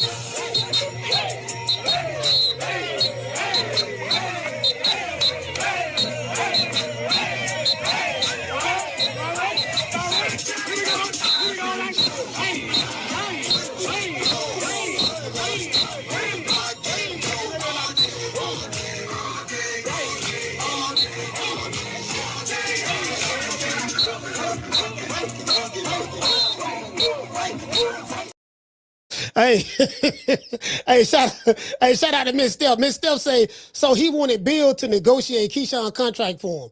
I mean, isn't that the job? Hey, Steph, isn't that the job of his manager, James Prince? Like this shit like taking candy from a baby. That's the job of his manager, James Prince. Everybody, man, it is what it is. You sound like a bitch. Bitch. Man, I ain't worried about jail. Shit, man, I don't give a damn about going to jail.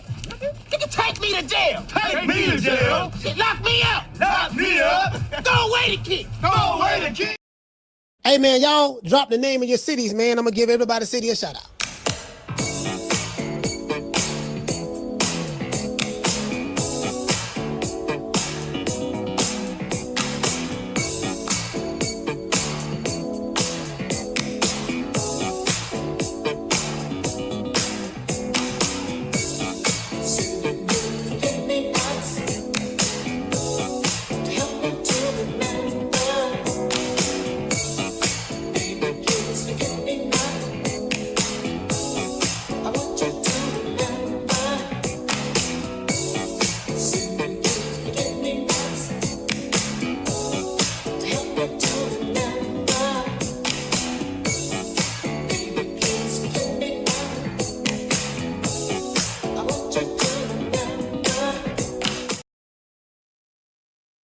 All right, let's see what we got. Who we got? Let's see. What's the first city I see? Shout out to Chicago, man. Chi-Town. Hey, okay. Richmond and BA. Hey, okay. We can't forget about the Boogie Down, the Bronx. Hey, okay. St. Louis in this bitch, man. Miss Felicia Williams. Hey, okay. San Diego, California. Hey, okay. ATL, ho. Hey, okay. Shout out to the DMB. Hey, okay. H-Town, Miss Sheila in here, man. Houston in this BI. Hey, okay. Shout out to Baton Rouge, Louisiana. Hey, okay. LA to the Bay. You dig? Hey, okay. Hey, my main man say ATL, yo. Hey, okay. I guess he meant to say ho. Shout out to Fayetteville, North Cackalack. Hey, okay. Old Town in this BI. That's Orlando. Hey, okay. Shout out to Loretto, Texas. Hey, okay. Hey, man, you know, I used to go down to Loretto, Texas. That's right there on the border. Loretto, Texas, right there, right before you get to Mexico, you got to go through there. And you got to go through the security there. Like, they have like this x-ray machine. Like when you driving your trucks, you go down to Loretto. When you coming back from Loretto and coming up, trying to get back into the deeper part of Texas, you got to go through customs. If you're a truck, all my truck drivers know about that. They know about that. Got to go through. It's right there. They got some powerful shit when you're driving that truck through. Shout out to Lafayette, Louisiana. Hey, okay. Shout out to Detroit. Hey, okay. We got Houston. Hey, okay. Shout out to she say I'm stuttering. St. Louis. Shout out to St. Louis. Hey, okay. Shout out to New York. Hey, okay. Shout out to who else we got? Shout out to Norfolk, Virginia. Hey, okay. Shout out to Chico, California. Hey, okay. Shout out to North Texas. Hey, okay. Shout out to Honolulu, Hawaii. Hey, okay. Shout out to Newark, New Jersey. Hey, okay. Shout out to Pennsylvania. Hey, okay. Who else we got? Shout out to the Denver, Colorado. Hey, okay. Shout out to Fayetteville, North Carolina. Hey, okay. Shout out to Omaha, Nebraska. Hey, okay. Who else we got in here, man? Shout out to who else we got? Who else we got in here, man? Shout out to the ATL ho. Hey, okay. Shout out to the DMV. Hey, okay. Who else we got? Shout out to New York. Hey, okay. Shout out to New Jersey. Hey, okay. Shout out to you know. Shout out to Tampa. Hey, okay. Shout out to Utah. Hey, okay. Shout out to St. George, Utah. Hey, okay. Shout out to San Diego. Hey, okay. And guess what, y'all? I catch you guys at tomorrow. I see you guys tomorrow at 3 o'clock. You know my motto. Don't meet me there, but beat me there. Peace. You dig? True. It is what it is. Man, I'm out of here, bro. Let's go. Man, I'm out of here, bro. Let's go.